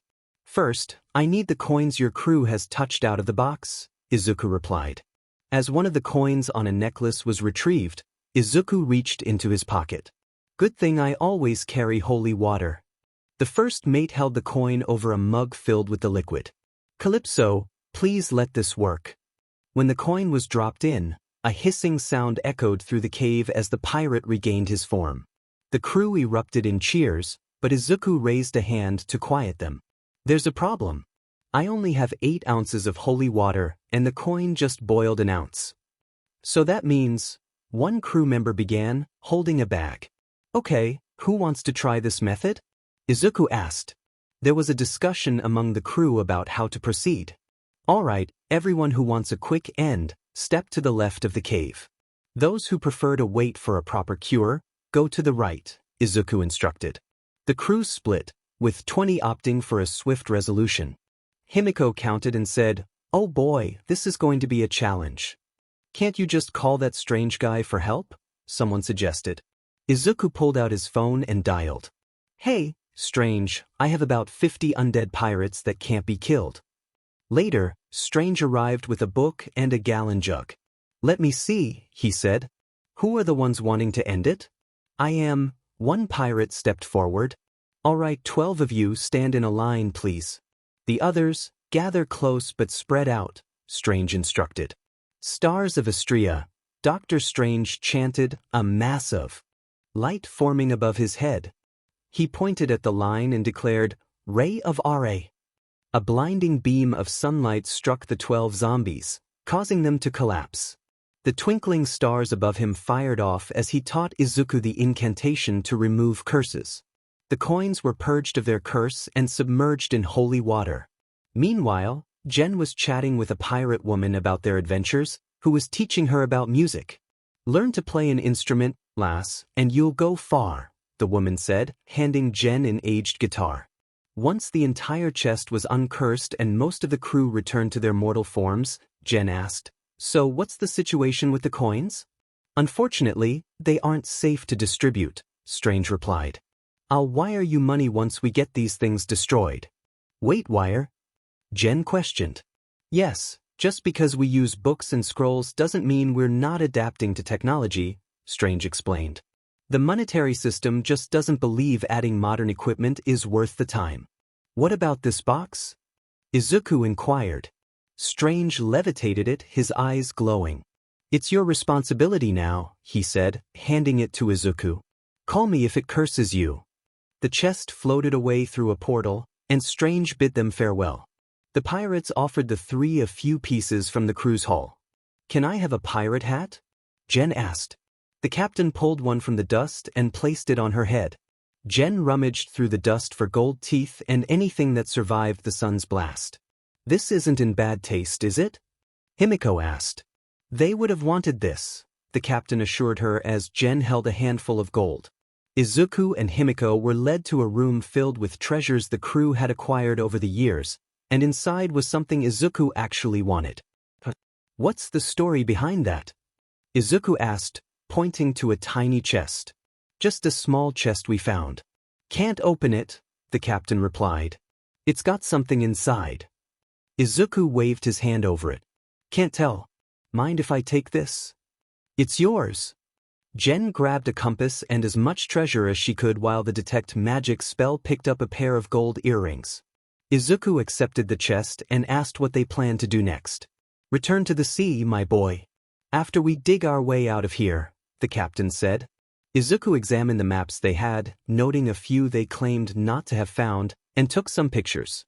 I have something that could actually work, Izuku said. Using Pixie Stone, a cantrip he developed from Pixie Bob's quirk, he cleared the caved-in part of the wall. While he moved the rocks, Himiko received fighting advice from the crew, and the pirate woman taught Jen a few things. When the opening was cleared, the pirates sailed off. "You know, it was surprising how that went," Jen remarked. "Well, not every adventure is a meat grinder," Izuku replied. Navigating through the traps was fun to figure out. As they prepared for the UA entrance test, Izuku, Himiko, and Jen arrived early. Izuku needed to check in his mask and ensure he had everything he needed: ignition, zap tap, prestidigitation, magic missile, spring step, shield, and mage armor were essential due to the no armor rule. His hand of Eri would serve as a backup in case he got too close. Void step and lurk were his double strings, and he had pulled a 3-strand today. He was definitely going to get mileage out of this. After the entrance test, Ectoplasm graded each test individually as they exited. "Hey, is it okay if I ask something about your quirk?" Izuku asked. "Please," Ectoplasm replied. "What exactly does the entire process involve?" Izuku inquired. "Your body seems to be made of a gel, but it has been seen acting in multiple forms." "Oh, that's an interesting question. You see, my body is actually made of this strange substance that can be solid, liquid, or gas. No one can really tell, so I call it ectoplasm," the math teacher explained. "And your copies? What are the limits of their abilities?" Izuku asked. "It seems like you can fight using multiple bodies at once, but sometimes your copies go down in one hit." "Oh, I only use a small amount of my ectoplasm to create copies, which makes it easier to observe things when searching or if I need 2 people for a job. I usually make a copy that's about half my body mass." "So, what happens when you divide?" Izuku inquired. "We just merge back together and all the memories are intact. It gives you a headache for sure, but you get used to it." Izuku asked if he could try something, and the teacher nodded. He pulled 7 pink strings from ectoplasm and formed another version of himself. "Wow!" Ectoplasm exclaimed, holding his hand up to avoid looking at the copy. "What?" Izuku asked, confused. "He's not dressed." Ectoplasm stammered. Midnight happened to be walking down the hall and let out a loud whistle. "Not bad, kid." Izuku waved his hand, and a black bar appeared. I need another gym uniform." "Please go into the bathroom," Ectoplasm said. Later, as everyone gathered in the auditorium, Present Mike spoke up. "What is up, potential students of UA? Can I get a IU?" 3 people shouted, "Oh." It was Izuku, Himiko, and Jen. "How about a oh yeah?" "OH yeah," they responded. "Come on, anyone else?" "I'll take a woo," Present Mike said. "WO," the 3 shouted, jumping up, followed by a quiet woo from somewhere in the crowd. "Well, it's something. Now let me lay down the rules," Present Mike continued. A blue-haired boy interrupted, asking about the number of robots, but Izuku wasn't stuttering or sitting next to Bakugo, as he actually was in Ida's original seat. After confirming the questions, everyone headed to their testing grounds. Jen had a kazoo since her guitar had external advantages. She had very little damage potential against the robots, but Izuku managed to ask Present Mike for an autograph and grabbed something she could use, Vibe Check, Shatter. It's an area of effect spell, remember to get the most out of it. Himiko could turn invisible while holding her breath and could do that twice. She needed to focus on stalking through the shadows and being quick. Izuku calculated his maximum time with Sweet Dream's haste and his casts. He had 3 possible casts available, and the test lasted 10 minutes. Spacing them out helped manage his fatigue. Looking over, he noticed a brown-haired girl trying to calm herself. He approached her, but the blue-haired boy stopped him. "She is clearly trying to focus. If you are here to distract us, then shame on you." "Shame on?" "Listen, I've spent most of my life in fear and stress, probably as scared as the rest of you. I'm so anxious I need a mask to control my breathing. Trust me, I have methods to make the rest of you feel uncomfortable. So I ask, would you kindly step aside?" Izuku said, pointing a finger at Ida. Izuku pushed Ida aside, pulling a string and creating 3 copies. You look like Ingram. How do we know you're not the distraction? Izuku challenged. My brother. Brother? Of course you are, Izuku said, walking over to the girl. Hey, he greeted. Hey, she replied. The crowd fell silent. Izuku held out a fist. We got this. Yeah, Ochako said, bumping his fist, and suddenly her body began to tremble. Whoa, I feel strange. Go! The crowd looked confused until Izuku was already running. Villains don't wait. The crowd rushed forward as Izuku glanced down at his wrist. I gave her that boost quickly. Guess I'll stick to ignition, he said, watching the brown-haired girl zoom past him. Woo! Izuku veered in a different direction and spotted a one-pointer. Ignition, he shouted, firing at a few others and noticing a hole in one of them. Oh, is that? He said, grabbing a piece of quartz from the robot. If I take some of these. And this? Izuku muttered, collecting components. An amalgamation of metal melted into a solid form, floating before him. Homunculus servant, he declared. Izuku snapped his fingers, summoning his familiar, a raven that appeared to be made of emeralds. He closed his eyes and let the sparkling bird circle around for half a minute until the spell ended, only to see the brown-haired girl looking unwell. I don't feel so, she started, freezing as the spell's aftereffects hit her. Jumping down from the remains of the bot, he zapped another robot with pod. Where did that come from? The girl exclaimed.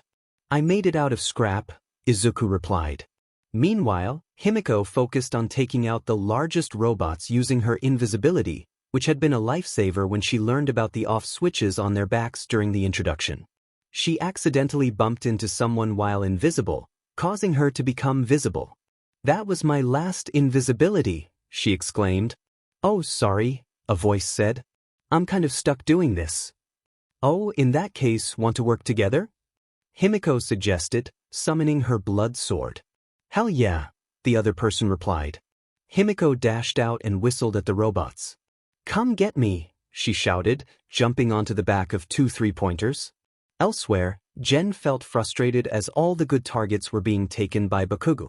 She managed to gather a 2-pointer and a 1-pointer, smashing them into scrap. Izuku activated Sweet Dreams on himself and started rushing around. With a combination of speed-enhancing spells, he dashed toward a 2-pointer, casting Ignition and then activating a spell he had been tinkering with, Mage Rock. By infusing a few pebbles with magic, he instructed Pod to drop the magic-charged rocks onto the robots. In the observation room, a man wearing a piece of recycled bulldozer as a helmet remarked, well, quite impressive.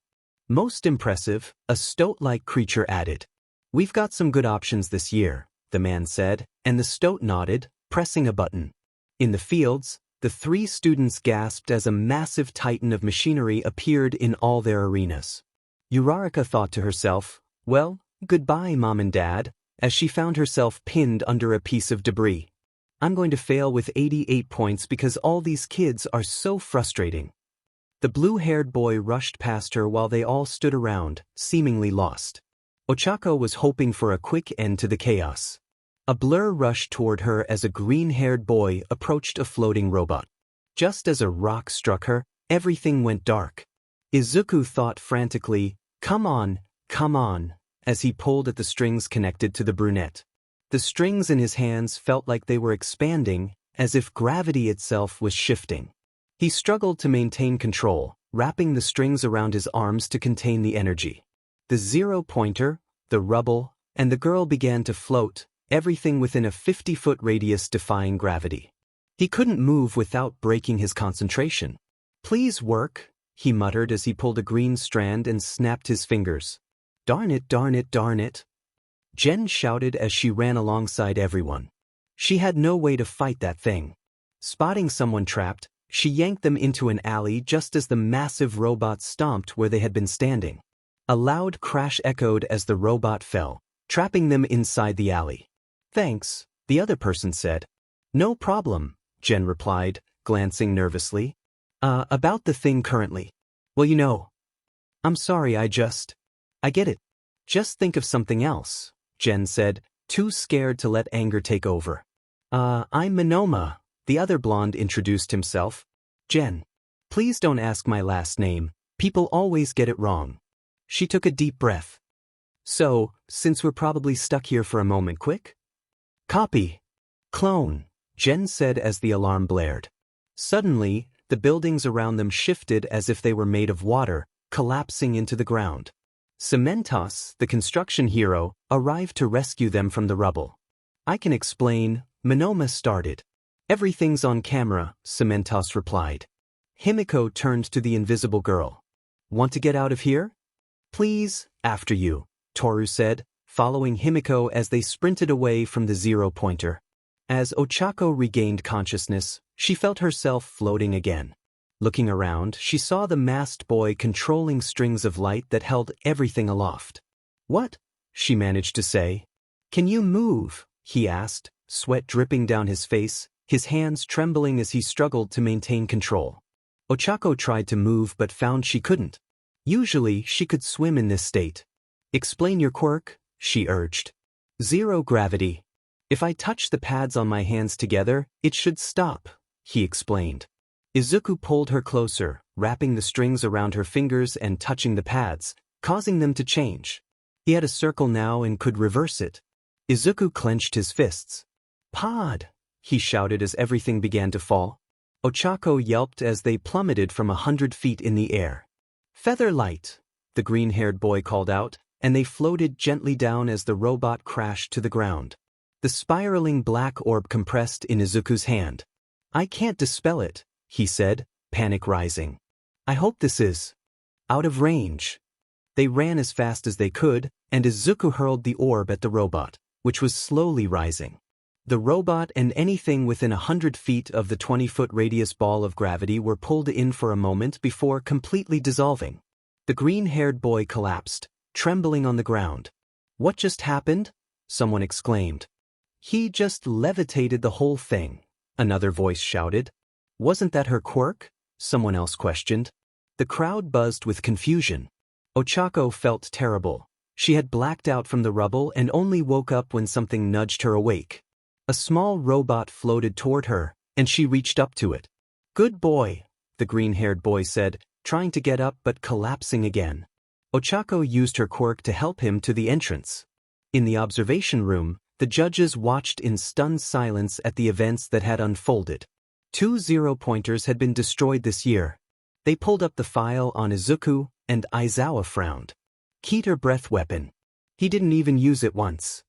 Oh, he's definitely in my class, a purple-haired teacher remarked. Hey, you agreed to no more dibs, Vlad interjected. Aizawa isn't the 1A teacher, and I won't settle for scraps. You can have dibs on the blood girl, Midnight offered. All right, we each get 2 dibs, but the other 36 students will be distributed evenly, Vlad said. I want that Monoma kid. Great, I'll take the gravity girl, Midnight replied. All Might observed the young boy's profile picture, a wave of unease washing over him.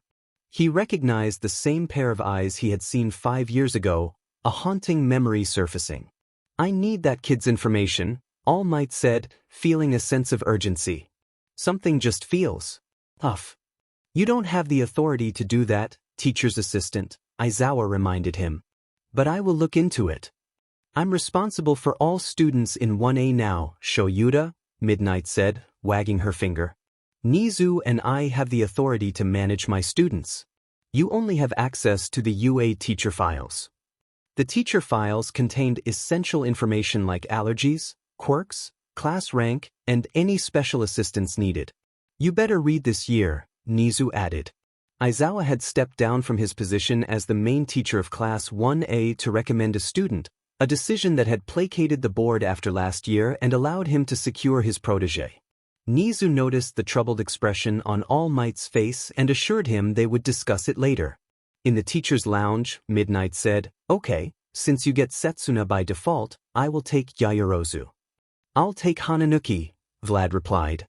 Which leaves me with Todoroki, Midnight concluded as they sorted through the student files. I'd rather not take the purple one since Aizawa is basically his father, Vlad said, sliding a file to Midnight. You deal with Eraser's complaints. Your loss, Midnight said, scooping up the file. The back and forth had gotten to Tetsu and Kirishima, who decided to settle it with a coin flip. Okay, all that's left is Tsunatori, Aoyama, Mineta, and Rin, Vlad said, pondering. Why not just draw for them? Power Loader suggested. For cards were pulled and shuffled. Midnight drew an ace and a chapter end. Dr. Strange. Steven was not enjoying the paperwork he had to complete. A surge of magic near Yui High School had prompted Dr. Strange to investigate the issue. Following the source of the magic had been straightforward, but understanding what had actually happened was another matter entirely. Excuse me, a voice said.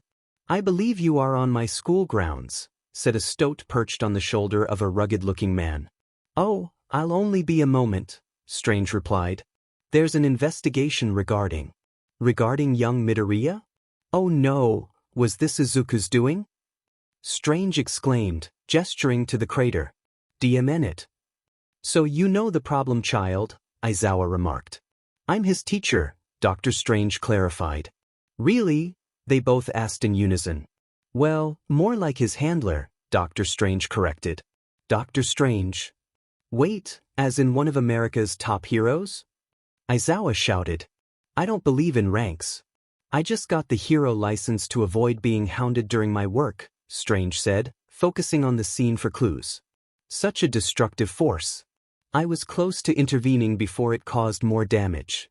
If you need recordings, we have them, Nizu offered. Dr. Strange nodded in appreciation. How do you like your tea? Earl Grey Moonlight Tea Blend, Strange replied. Strange was definitely a surprise, not knowing anyone in this building by name. Is this guy legit? Present Mike asked. That dude has a 100% success rate in the US and has caused 0 property damage or casualties, All Might stated. Why isn't he in the HPSC? America's heroics fall under the Strategic Hazard Intervention Espionage Logistics Directorate. They predate the HPSC by 50 years, Tashinori explained.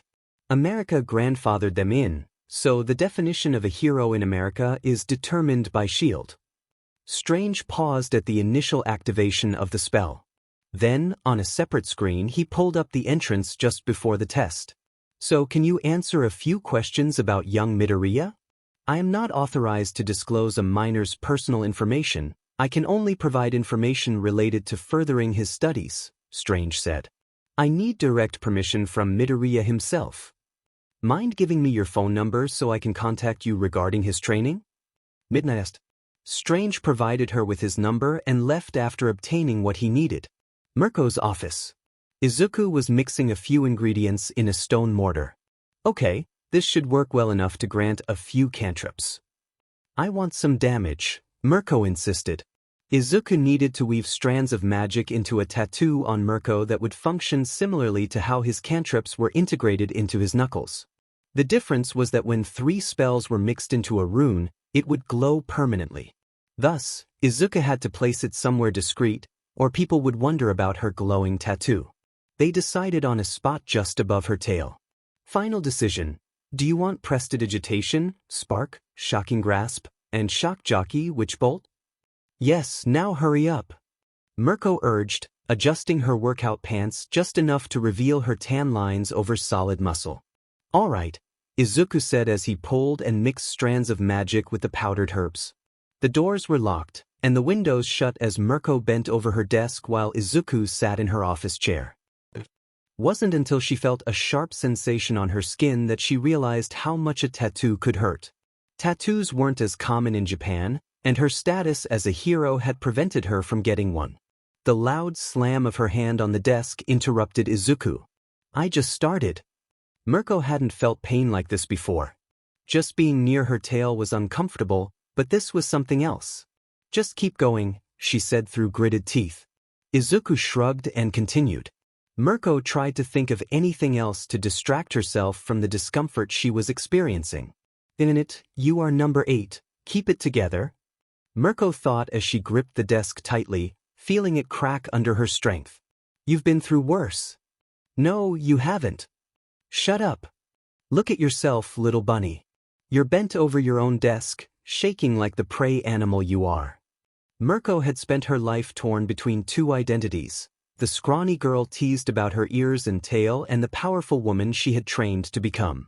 The prey animal known as a bunny and the fierce human. Look at yourself, little bunny. You're a prey animal running from the truth, the voice taunted. Shut up. Mirko thought, battling against the instinctual part of herself that was trying to take over. Her ears twitched before she even realized it, and her sense of danger was heightened. It was also a constant annoyance whenever she felt vulnerable. Come on, you're nothing but prey to be devoured by a beast. Mirko was acutely aware of Izuku's hands as he focused on the rune. It's coming along great, I need to do something, so don't freak out, Izuku said.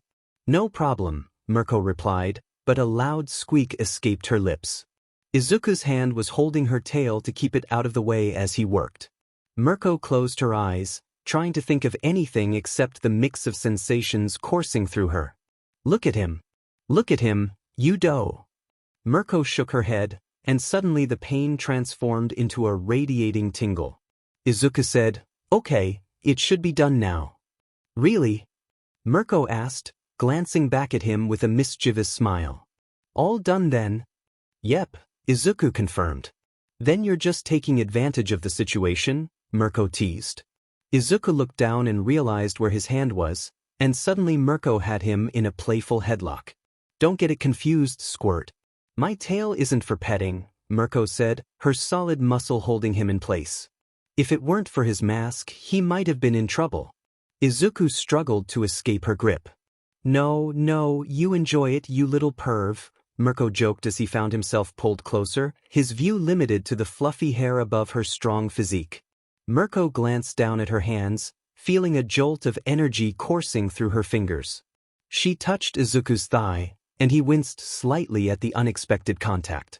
Cool, Mirko said, noticing his reaction. It wasn't until he caught a whiff of sweat that he realized she had pressed the button on his mask to open it. The smell had an immediate effect on him. As Mirko tested her new abilities, making sparks fly from her hands and puffs of smoke appear, she felt something unusual. Looking down, she noticed Izuku was shifting his legs. She quickly pressed them back down but found herself face to face with a noticeable outline in his school uniform. What the, she thought, surprised. Mirko knew what was typically there, but the visibility piqued her curiosity. Getting excited, huh? She teased. When she reached out to touch it, she immediately jumped back, blushing furiously. Izuku stammered, dazed by the sudden turn of events.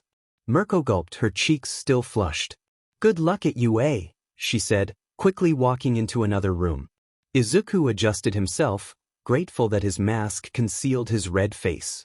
1 week later, Izuku and Himiko were brainstorming costume ideas with Jen while keeping an eye on Eri. I like this one, Himiko said, holding up a costume. I prefer this one, Eri chimed in, showcasing another option. Yeah, the nurse outfit does fit the whole blood theme, Jen added. The red in your costume would look great. I don't think so, Izuku replied, shaking his head as Jen pulled up another design from a stack they had generated. No, he insisted, but Eri, Jen, and Himiko pouted in disappointment. I really like this, Himiko said.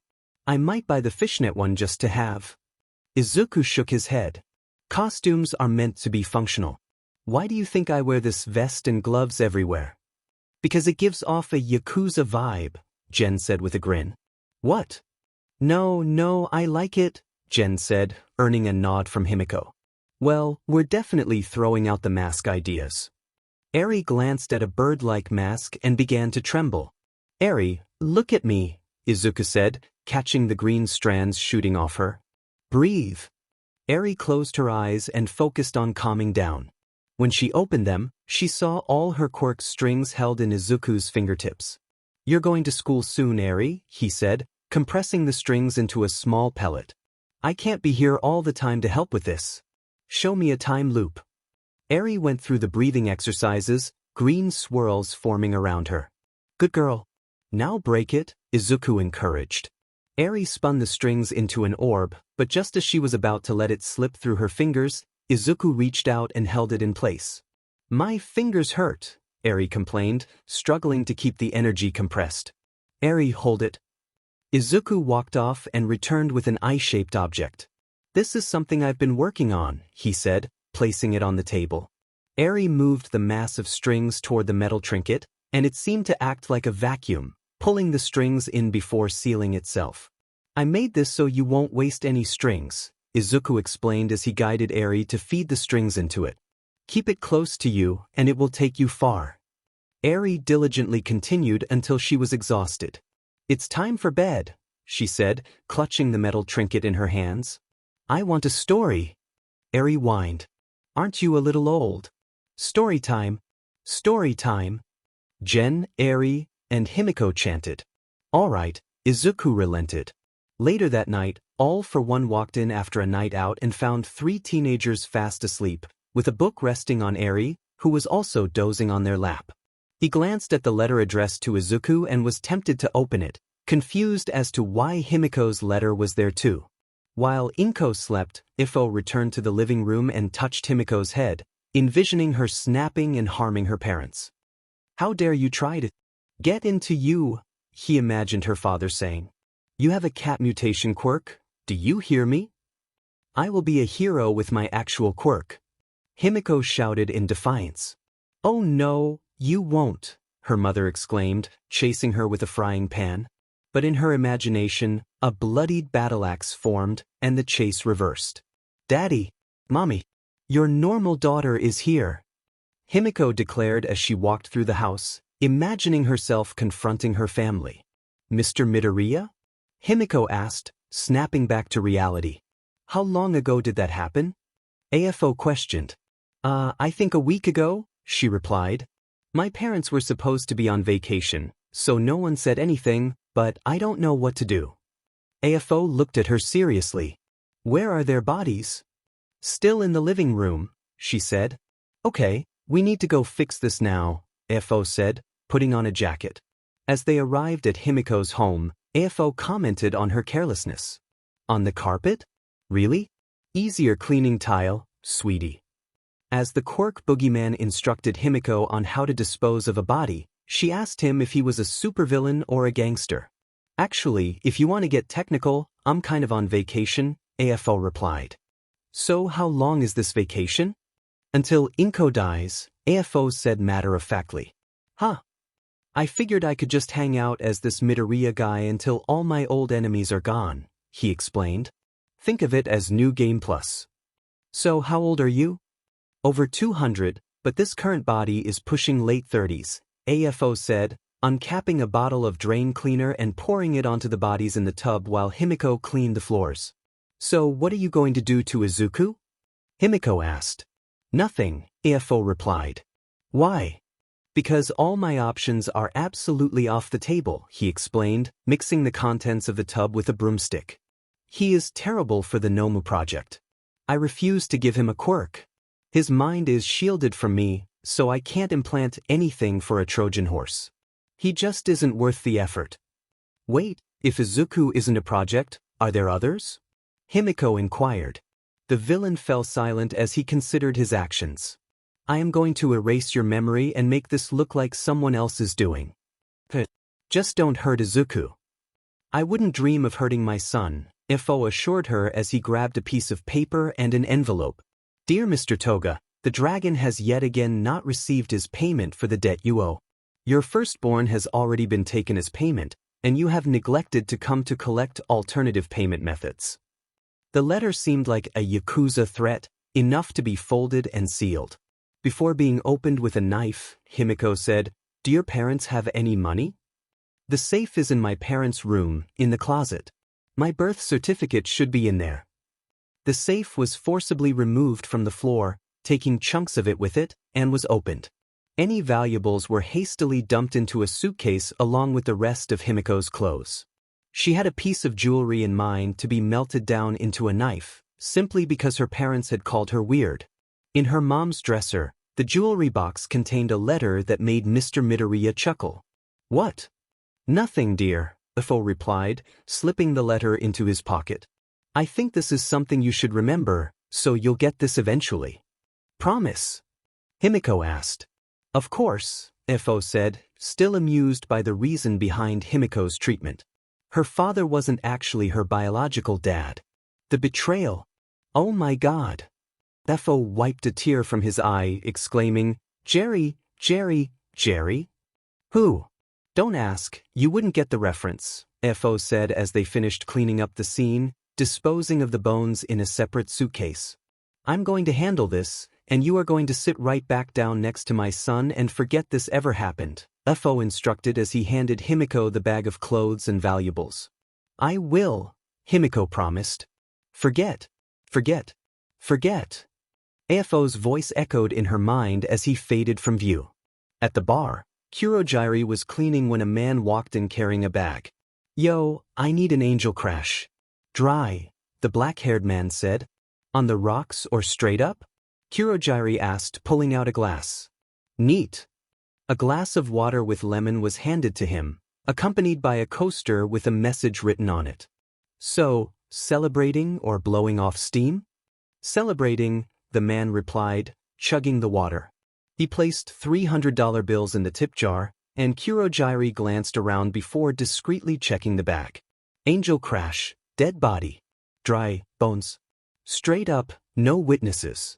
Celebrating, no investigations. 3 bills in the jar, 3 bodies. Kurojiri had started a side hustle in body cleanup when he first acquired the warp gate ability. It had begun as a simple task. The warp left no residue or fingerprints, making cleanup a lucrative venture that allowed him to open the bar. Kurojiri's phone rang, causing the masked man to spit out his drink. School's in session. The man's eyes widened before he quickly exited. All for One, sneaking back in, saw a TV displaying a grotesque image that barely resembled a human. So, how's my boy? The figure on the screen asked. Young Tamura has been planning the first attack. The boy's in a gaming lobby right now, so give him 5 minutes before you call him, the living corpse said. Kyudai has yet to find a quirk to fix my current body, and the options for the Nomus are lackluster. I heard about this Kai Yakuza guy, but he was killed a few years ago, along with all his quirk-nullifying bullets and research, Kurojiri said, bowing. A minor setback. Nothing more, the corpse replied, waving it off, the noise of the machine keeping his old body alive annoying him even from a distance. Holy smokes, is my original body alive? AFO thought, absorbing bits of the conversation. I could fix him and pick up where I left off 5 years ago, or I could wait until Inko and the other heroes who know who I am pass away and rule unopposed. Later, Corpse Y. Yes, AFO's original body was revived. Dr. Kyudai was aware of the second AFO but had been instructed to keep quiet by AFO. FO had no idea that Corpse Y was still alive until now. He was planning to outlast his old enemies. At the Babaigawara house, Jen sat in a circle with her friends as they opened their letters together, having agreed to do this as a group. Himiko opened hers and activated a small disc. I am here as a hologram. The 3+ Gene watched as a breakdown of Himiko's performance unfolded. Due to your excellent teamwork with young Hagakure, you earned a total of 46 destruction points and 20 rescue points, with an 80% on the written test. You qualify for the UA Heroics class. Young Toga, you will be joining Class 1B this semester. Welcome to your Hero Academia. The group cheered. Izuku opened his letter, and All Might appeared in a similar hologram. A perfect score on the written test. 75 destruction points would have been enough for Class 1A. However, young Midoriya, you have earned rescue points. Observe. A hologram of the brown-haired girl being supercharged by Izuku's spell at the beginning, along with his rescue from the zero-pointer, stunned the 3. Why didn't you tell me this cool stuff happens? Jen exclaimed. Didn't seem necessary, Izuku replied. You walked into that stadium with 30 rescue points and received 60 rescue points by stopping the zero-pointer.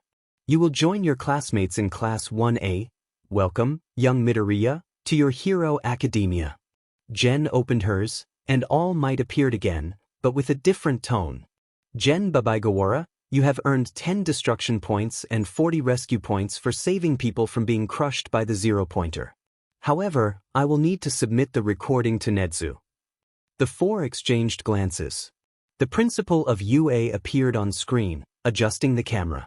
Miss Babaigawara, UA has recently undergone some changes due to previous mishaps. The grading system has changed, and you received a 75 on the written test. The minimum requirement is you qualify for general education and can test into the hero course if you show improvement. I didn't get in, Jen said, disheartened. Jean placed a hand on his sister's shoulder, and Himiko hugged her. Hey, you didn't fail because of your skills. You just need to focus, Izuku reassured her. This is easily fixable. Jean said gently, placing a hand on his little sister's shoulder. Jen sniffled and replied, No, I can try harder. The tournament is supposed to be a month into the school year.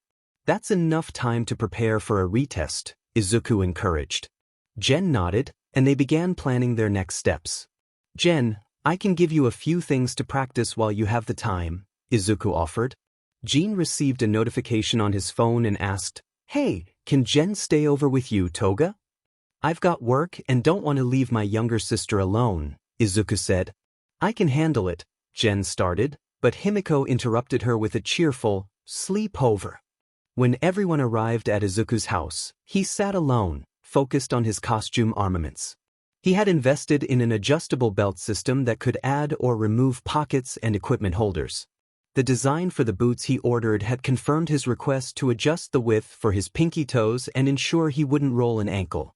However, he was struggling with the gauntlets, trying to incorporate a prototype kinetic punch that could interact with his gear. Suddenly, a portal opened, and a green-haired, red-eyed girl stepped through. It was his interdimensional sister, Izumi Comstock. Hey, sis, Izuku said, getting up to hug her. New outfit? Yes, Himiko helped pick it out, she replied. I have that thing you talked to me about. It's not exactly finished, but I spoke to a few people who were willing to help, and they could incorporate the idea, Izumi said, handing him a leather punk-style glove with a light in the palm and reinforced knuckles. Izuku slipped it on and turned to a punching bag. With a swift motion, the bag flew across the room, crashing into the wall. Their dad rushed in, eyes wide at the damage. Izumi gulped, but Izuku just sighed. Great, now my arm hurts and the wall is broken. To Izumi's surprise, their dad didn't get mad. Instead, he let out a low whistle. Nice damage.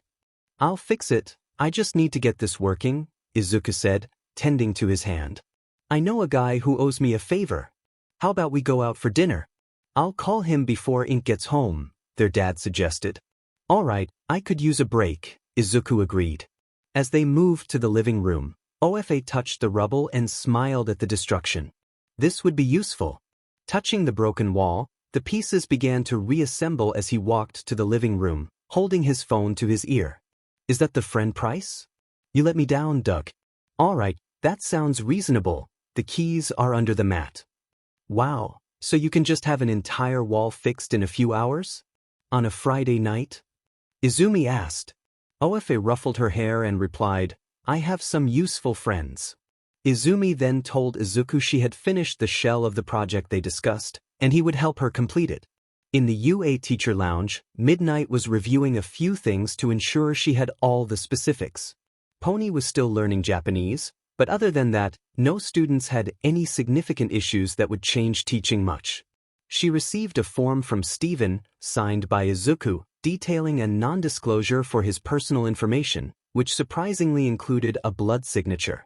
It's for safety in emergencies, Strange explained. He was the only person besides Inko or AFO who knew Izuku was lying about a quirk and kept that information securely locked away, even from telepathy. Midnight continued reading through the student files and found one that concerned her, Shoto Todoroki and Yuga Oyama. Shoto claimed he had a temperature quirk that allowed him to produce ice, which had been proven during the recommendations test. However, being the son of Endeavor raised her curiosity. Yuga's struggles seemed to indicate that his quirk didn't match his body. She left a note on her desk to follow up with them later. You know you should be reading, Midnight said, wagging her finger at Aizawa, who was curled up in his sleeping bag in the corner. Tashinori, sitting on the couch and going through the files, added, You probably should. Aizawa rolled his eyes and reluctantly got up to work. Vlad walked in and greeted them before turning to Midnight. I came here to discuss who gets to conduct the Day 1 athletics test. We're both supposed to, Midnight replied. No, I mean when. The scheduling. I want ground 1 in the morning, Vlad insisted. Is that really worth interrupting me? Midnight asked. Ground 1 is covered in shade in the morning, Power Loader chimed in, mixing pre-workout into a Red Bull before downing it. Eraser did it because he didn't like the sun in his eyes. Aizawa shot a glare at Power Loader. Don't even try to intimidate me. You denied a whole class of first-year support students the training they needed to handle complaints about their support gear. That's critical in this profession, Power Loader retorted, crushing the can before grabbing another one. Midnight tapped her cheek thoughtfully. Well, we could get the first athletics test, but I get to keep the first USJ trip. Deal. Preparing his second spellbook, Izuku loaded up his usual gear along with his utility belt. First day at UA. Himiko shouted, twirling in her new UA uniform. And Eri's first day at her new school, Inko said, proudly wearing her new uniform. You all look so good. Everyone get ready for photos. Inko called out. The group gathered for photos, and Eri wore her time necklace. Remember to give your teachers this note. I've called ahead, but don't forget, sweetie, Inko reminded her. The group split, with Izumi joining Inko and Eri since she wasn't enrolled. Want to go out and do something? Izumi asked Inko. Sure, I'm off work today. My son is officially a high schooler, and my niece is in school, Inko replied. Izumi stopped at a pawnshop to trade a few silver eagles, and then the two headed off. At UA, Jen, Izuku, and Himiko reached the split in the hall. Alright, the schedule says we have art and home EC together, and I'm doing nothing during heroics, Jen said. They nodded, exchanged hugs, and shared a playful nip from Himiko. Walking into the general studies homeroom, Jen saw a blonde teacher. Good evening, everyone. I'm Rai Hikaru, also known as Empyrean Light, Baldur. I'm your homeroom teacher and the art history teacher, he introduced himself. Hello, Mr. Hikaru Baldur, the class replied flatly.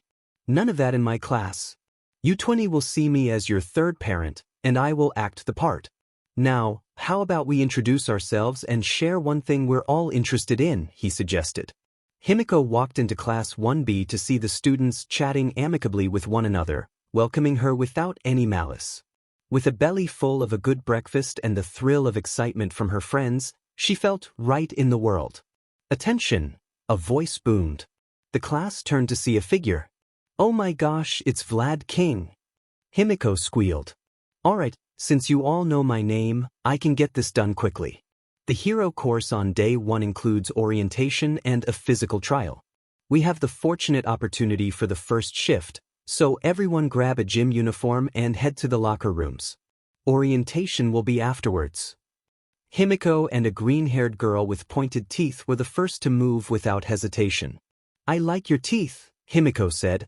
Cute fangs, the girl replied, detaching her hand and floating it over to Himiko as she changed in the locker room. Setsuna. Himiko, she said, shaking the floating hand. The girls introduced themselves before exiting the locker room and making their way to the field. The standardized physical test required by all schools in the nation is often criticized for not allowing quirks, Vlad said, standing straight with his hands behind his back. I would like to calmly and professionally say that claim is absolutely ridiculous. The class exchanged glances. That physical test ensures the country isn't filled with lazy individuals, Vlad continued, stomping his boot. Now, you will be taking the quirkless test in P later in the week. However, you are here to show me your ability to use your quirks in this test. I have a number written. 16. Himiko shouted. I will not punish anyone for speaking out of turn or interrupting, but for future reference, questions may be asked after I finish speaking. How did you know it was 16? It was your squad back in the military, the 16 ticks, 15 blood-based quirk users, and one guy with a healing factor. You served 5 tours in the Judas conflict in China back in 21XX, Himiko said. You're my favorite hero. Vlad appeared surprised by the amount she knew. Well, that right there is some good initiative. You can go first on the ball toss, Toga. Himiko accepted and waved her hand as a bat formed from her quirk. Bubbling blood. Wicked smite, she declared, her bat trembling with energy. Throwing the ball up, she swung, and the sound echoed as the ball gained momentum and soared through the air. Vlad and the students watched in awe as the ball continued to fly. 575 feet, 175 meters, bang. The ball flew even farther as the kinetic energy propelled it onward. The distance crept up until it reached an impressive 1,000 feet. Thank you, you're too kind, Himiko said, bowing as the class offered a round of applause. Everyone pair up and pick a station. We've got this, sister, Setsuna said, hooking an arm around Himiko. Himiko smiled, showing off her pearly white teeth, and received a smile in return. Class 1. Are you kidding me? Midoriya thought under his breath. Bakugo and the blue-haired guy look like trouble, Izuku said, pulling up a seat as far from Bakugo as possible, closer to the front, right in front of a purple-haired girl with long AUX cables on her ears and next to a boy with white hair. Hey, Izuku said, waving at the white-haired boy. The boy nodded quietly. Izuku sensed this was something worth investigating, so he turned to the purple-haired girl, who had her earphones plugged into her phone. Are you a Hailstorm fan? Izuku asked. She looked up slowly, raising an eyebrow. Unplugging her ear, she set her phone down. I fell in love with the darkest parts, standing on the side of the wild at heart. I plucked a feather from a crow so I could fly. Since I was 13 years old, I've had my fist to the sky, Izuku sang. She maintained her serious expression and continued, I like it louder than the boom of a big bass drum. I need it harder than the sound of guitar grunge. I like to crank it up, make it thump, and lead onto the chord, headbanging in the pit and throwing my horns, Izuku said, using an illusion to grow horns, prompting two others in the class to shout, throwing my horns. And just like old-school Sabbath, Zeppelin, and Lemmy, a pink-haired girl shouted. I like to drop it down low and make it heavy, a voice said as someone walked in. Well, I'm glad my class has good taste in music, the 18-plus hero said, flicking her hair and smiling. You know me and love me. The 18-plus hero, Midnight, or Miss Kiyama. A loud pop was heard as a short purple-haired boy's nose started bleeding. You good, man? A blonde kid with a lightning bolt in his hair asked. The boy on the floor gave a shaky thumbs up. Hello, class, as you figured out, I'll be your homeroom teacher for the year. Seats are not assigned, but don't give me a reason to assign them, Midnight said. I am aware of certain issues some of you might have, so remember, if you need help, just ask. The second girl with horns raised her hand and said in broken English, my English isn't so good, can I get a front seat? Is anyone willing to switch with Tsunatori? Izuku stood up at the same time as the white-haired boy and then sat back down. Sorry, Pony said, walking past the purple-haired girl, then stopping next to Izuku. Thank you, she said, bowing slightly to the white-haired boy, who nodded politely in return. He knows his manners, so his rudeness was antisocial, not malicious, Izuku noted, writing it down. Horns, tail, and hooves. Firm build and strong legs could imply high physical abilities. Density suggests an American diet switched over to Japan. I'd guess 2 years if adipose tissue density is to be believed. Language comprehension level shows learning from either simplified anime or second-hand materials. He didn't notice the purple-haired girl watching him. She could hear his mutterings through the filters in his mask, focusing on his notes about the class. The pink girl shows high energy levels and enthusiasm, very good for keeping the class lively. Further study is needed. The purple-haired girl has yet to be truly assessed. Her auxiliary plug ear lobes could have full range of use. Jiru thought this kid would definitely be interesting to sit near. Hello everyone, please pass around these packets. They will have everything you'll need for orientation. I have a short presentation, and then we'll take a proper tour of the school, Midnight announced. After lunch, we'll have our quirked physical trial. I usually do introductions, but we need to get through the boring stuff first. Remember, paperwork doesn't just disappear, it's something you'll carry with you for life. As the orientation concluded and Jen finished her day, she found herself on the roof, strumming her guitar. Hootie and the Blowfish? A voice called out. Yeah, just something to practice, Jen replied. You can play any 90s song with just vowels, Present Mike chimed in. Jen began to play a bit harder, and Present Mike joined in, singing with only vowels. A-E-I-O-U, they sang, laughing together. So, what are you doing on the roof? He asked. Waiting for my friends to finish, Jen said, watching the field from the bend in the school's H-shaped building. Class 1B had just wrapped up. What got you into guitar? Present Mike inquired. A zombie pirate gave it to me after my friends discovered a lost ship, Jen explained. Present Mike blinked and removed his sunglasses. I'm not joking, Jen insisted. Ask Himiko Toga or Izuku Midoriya, they were there. Present Mike was definitely intrigued. That was a story he wanted to hear. On the Class 1A field, Midnight squinted at the bright sunlight reflecting off the building's windows. Eraser was right, it's bright as day, she said, glaring at the mirrored wall. Japan's official Department of Health mandates that all schools go through this at least once a semester. Usually, it requires no quirk usage. A few students groaned in annoyance. Of course, those who struggle need to hold back the ones who will actually achieve something. However, this time, you can use your quirks however you want. I need to know where you stand and make notes, Midnight explained, pulling out a ball and tossing it to the crowd. The ball began to float above everyone's heads, eventually landing in Izuku's hands. Guess it's Midoriya, Midnight said. The only rule is you can't leave the circle. You can use your quirks or any abilities you have. Izuku placed a hand on his arm and said, Strengthen, casting Enhancer to infuse his shirt with magic. With a powerful throw, the ball soared 500 feet. A robot retrieved the ball and passed it to Bakugo. This will really impress them, Bakugo thought, reeling his arm back. Take this. Boom. 705.2 meters, Midnight announced. Shinso's up next. A light purple-haired boy approached and accepted the ball from the robot. So, any use of quirks is acceptable? Any use except hindering others, Midnight replied, wagging her fingers. Hey, you over there, he called out to Bakugo. What did you just say? Bakugo shouted back. Bakugo's eyes glazed over, and his body relaxed as Shinso's hair stood on end. Throw the ball for me, Shinso instructed. Izuku chuckled and tapped Bakugo, activating Enhancer again. Bakugo threw the ball once more, and it flew even farther. 900 meters! Midnight exclaimed as Bakugo snapped back to reality.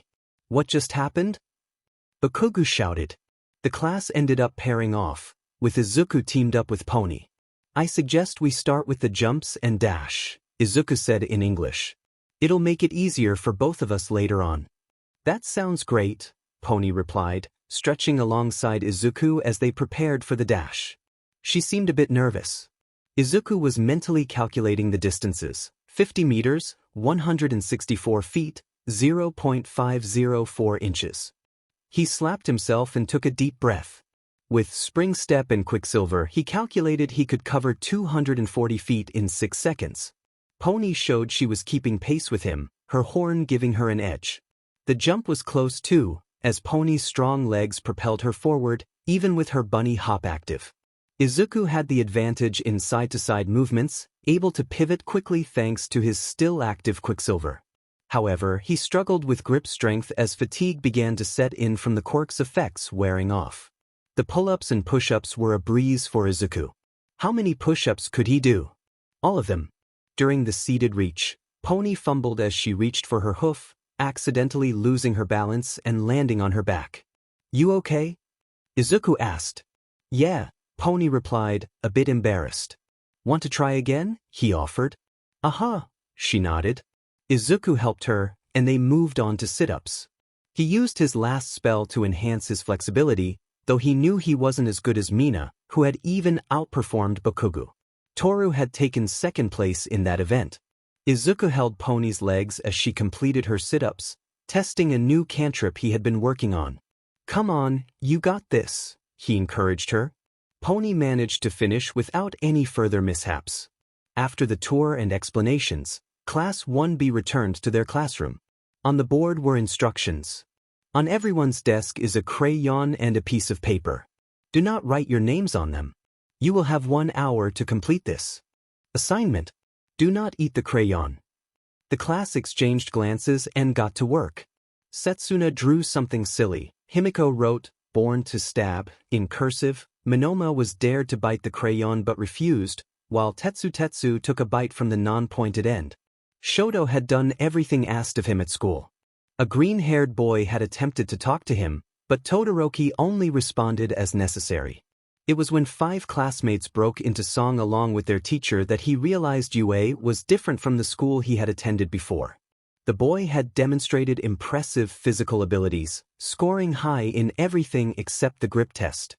The next day, during homeroom, Midnight had everyone introduce themselves. "My name is Shoto. I have a temperature quirk and I like soba," he said. "My name is Katsuki Bakugo, the future #1 hero. My quirk is explosions, and Deku shouldn't be here," the spiky blonde declared, glaring at the masked green boy. The boy stood up, and Todoroki felt an energy radiating from him, reminiscent of Endeavor attempting an all-might smile. It was unsettling. "My name is Izuku Midoriya. It's not Deku, so I suggest you keep that out of your mouth. My quirk is breath weapon. I enjoy building things and performing magic tricks," Izuku stated calmly, his voice clear despite his covered face. "I suggest you call me anything but Deku because if that name is on your tongue, I hope you don't intend to keep it." A spark of tension crackled between them before Midnight had them sit back down. "So what exactly is breath weapon?" the brown-haired girl asked. The mask opened, and a gust of icy wind burst forth. It closed and then opened again, revealing a flash of electricity. "My breath emits a cone of stuff whenever I breathe in too much nitrogen. I have no control over what it actually is." "What's the weirdest thing you've ever coughed up?" the pink girl inquired. "This strange red mist that made a bunch of people's quirks act all wonky," Izuku replied. "Wait, isn't that trigger?" Jairu exclaimed. "Your quirk can create a quirk-enhancing drag?" "Randomly," Izuku said, completely unfazed. "Midoriya's quirk is Keter, so please keep that in mind during hero training." "Wow, a Keter quirk? Just like number 13. Ochako said. "Mine is Euclid." "What can you all tell me about the quirk safety rating?" Midnight asked. The quirk safety rating is a system adapted from a pre-quirk foundation whose name has been forgotten. It has 3 ranks depending on the quirk. Safe, meaning it poses no external risk. Euclid, meaning it is difficult to control or poses a risk to external events. Mine is Euclid due to its economic risks. And Keter, which includes things like number 13's black hole quirk. Actually, there are 5 with subcategories in each, Izuku added.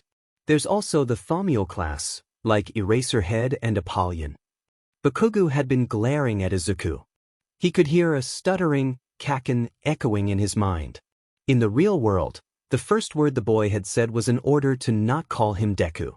Bakugo approached Izuku during lunch, where he was surrounded by other classmates. "Okay, Mina, think of a card without telling me," Izuku said. "Queen of Hearts." Izuku pulled the top card and held it out. "He got it right," Mina exclaimed. "You 3 just think it in your heads," Izuku instructed. "King of Hearts. 7 of Clovers. 8 of Spades." Izuku chuckled and tapped the deck. "Shablagu." He pulled out 3 cards. "Dikyu." "Bakugo, think of a card," Izuku said. "I don't care, jackass. Forget your stupid card trick." "Is this your card, jackass?" Izuku asked, tilting his head. Bakugo blinked, about to grab Izuku, but the bell rang, and Izuku smirked. "We'll pick this up later," Izuku said, flicking the cards at Bakugo. The blonde heard laughter as a card stuck to his forehead. Joker. Bakugo peeled it off, noticing the ink still on his forehead. "Whoop whoop whoop," Izuku said, scrambling away. "Hey, that was my card," another classmate complained. Bakugo growled as the cafeteria emptied. Walking into the class was Toshinori Yagi. "Hello students, my name is Toshinori Yagi," All Might announced. The class paid attention, except for a few who were looking at the corner of the room by the door. "Why is there a man by the door?" Todoroki asked. It took 8 seconds for you all to notice me, the man said as he stood up. A few noticed immediately, but the majority failed. And Mr. Midoriya, here's your money back. A folded-up 10,000 yen note was placed on Izuku's desk, which he quickly pocketed. I saw him at the bus station and thought he was homeless. Why would you give a homeless man that much money? Ochako asked. Because if I'm ever in trouble in an area, you can usually trust the local troublemaker to defend you at all costs, Izuku replied. Are you sure that's wise? Ida asked. Drag addicts don't seem the most reliable. Enough, Aizawa interjected. My name is Aizawa Shoyuda, and I'm the heroics teacher. This is my teaching assistant. Today we will be going through your costumes before anything else. A button was pressed, and a wall opened. Your outfit corresponds to your class number. Get to the locker room and meet at Gym Gamma. When Toshinori saw the group walk out, he nearly lost his composure. The green-haired boy's choice of outfit had him shaking in his boots. Toshinori, Aizawa called. Hey! I have to go get my medication, Toshinori said, rushing out the door. Walking out in the best outfit he had ever worn felt right on so many levels. The undershirt was a letdown due to his request for carbon nanotubes being out of budget, but the reinforced outer jacket was just fine. A pair of shoes had never fit so well: proper arch support, reinforced toe, and slip-proof outsoles. An internal temperature coil helped with colder weather. The toes moved like sneakers, and the ankles supported like boots. The pants needed a few adjustments, but the extra pockets and metal weave were exactly what he had asked for. And the mask? They got it so right. 4 cameras, Bluetooth bone conduction headphones, waterproof, and it held 2 internal air tanks capable of providing 30 minutes of air when submerged. Plus, it had extra slots for special liquids to mix into the air. Walking out, Izuku could say 2 things about many of his classmates. Wow. And oh no. Hey, neat costume, Ochako said. They messed it up, Izuku replied. As I'm guessing they did with most of your costumes. I mean, sure, I should have been more specific. Mine's skin tight. Ochako said. It's also poorly designed. Izuku pointed to her feet. Those are going to break the instant you use them and send the pin either into your leg or somewhere else. Huh, Ochako said. Do me a favor and touch your toes, please, Izuku said.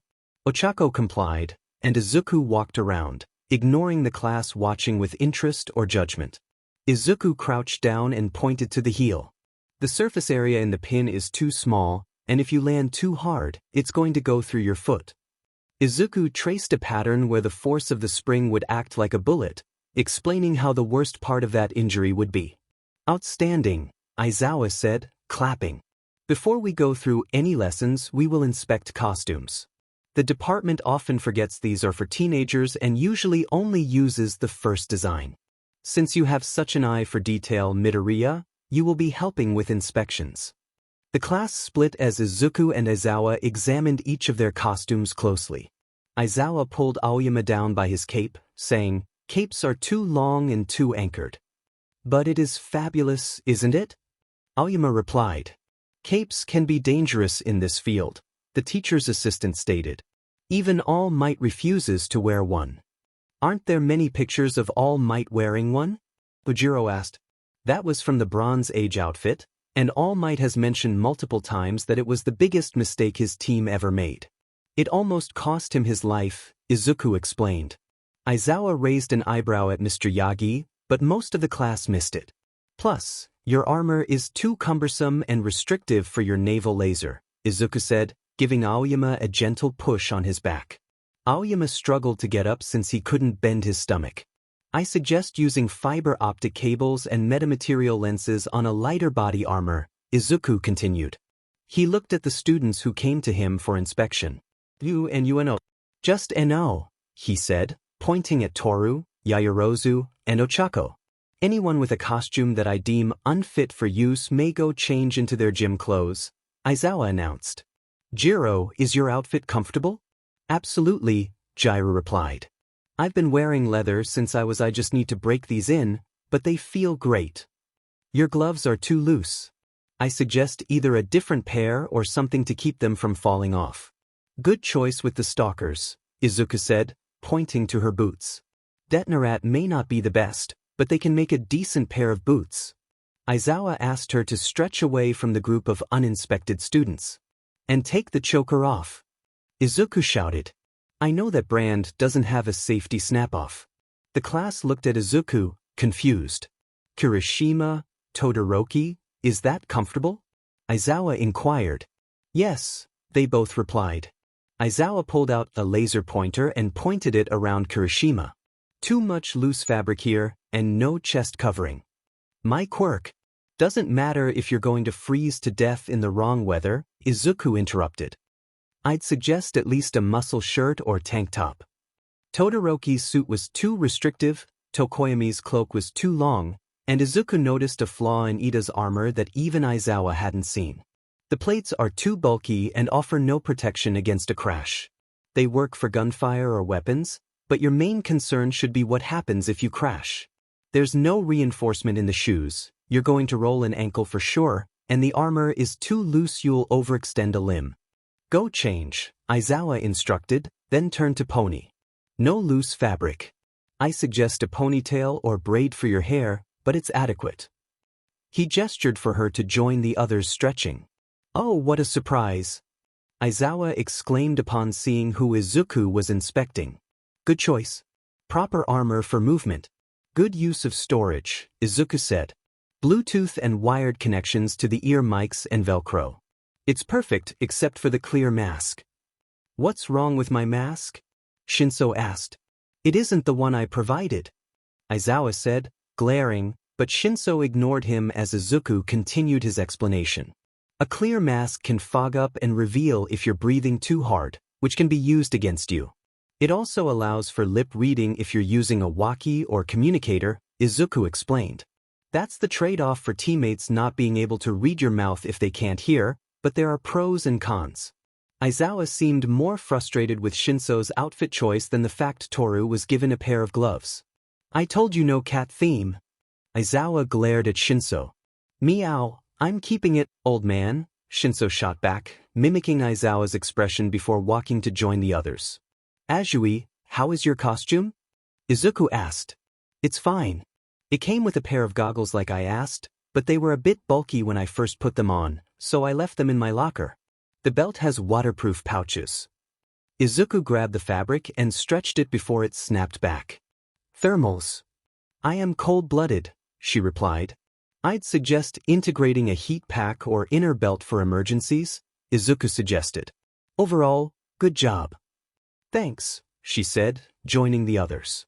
Bakug, Aizawa called. Finally, the extras are done. The blonde smirked as he stepped forward. The head fins are a safety risk. Gauntlets are too bulky and the knee fins are just a no, Aizawa stated. What did you say, you homeless looking? I've had this suit ready for years. Bakugu shouted. By the seamstress you call a dad, Izuku said as Bakugu swung at him. Deflect. A green hexagonal pattern formed around Izuku, blocking the hit. What the? Bakugu exclaimed as a capture rope pulled him away from Izuku. Enough. Midoriya, stop instigating, and Bakugu, we don't attack other students here, Aizawa said. Midoriya, what about your costume? Oh, it's perfect except for the shirt. They couldn't have done better, Izuku replied. Aizawa inspected it and noted that the design was good, except the left glove seemed off. This is a prototype I need to send to the support department. It's a kinetic punch gauntlet that I just finished working on, Izuku explained. It isn't exactly ready yet, though. And the robot? Aizawa asked, pointing to the floating drone. It's my emotional support drone, Izuku said, petting it. Its main function is to help out a bit as an extra pair of hands, but I'm working on upgrades. Didn't you build that out of broken robot parts during the entrance exam? Kirishima asked. Yep. Izuku replied, smiling. I also saw you had a bird during the exam, Aizawa noted. Izuku lifted his hand, and a translucent green bird appeared. This is Emerald. I can see and hear through its senses. Aizawa and the rest of the class were intrigued. How many can you make? One, Izuku said flatly. You pulled that out of your sleeve, so you said? I usually say what comes to mind, but I think magic is nonsense. Sorry. Izuku smirked, pulling up his sleeves and whistling as the bird flew into his forearm. How did he do that? Ojiro exclaimed. Magic, Izuku said, causing sparks to fly from his hand. Still call nonsense, Tsuyu replied. How about now? Izuku said, snapping his fingers as a dagger appeared. Folding knife hidden in your hand, Tsuyu remarked. Izuku smirked. Believe what you want. Aizawa and Tashinori exchanged glances, both knowing they would need to discuss this later. Okay, students who require costume changes will speak with Power Loader after school, Aizawa announced. For now, we are doing hand-to-hand combat drills. 2 people stepped into the ring, ready to try and knock each other out or pin their opponent for 5 seconds. The class had split into pairs, and Izuku found himself facing Ochako. Good luck, Ochako said, extending her hand. Izuku shook it, and in an instant, Ochako activated her quirk, causing him to float off the ground. Just before he could be pulled out of the ring, Izuku summoned Emerald, which grabbed his ankle. Hey! Ochako exclaimed.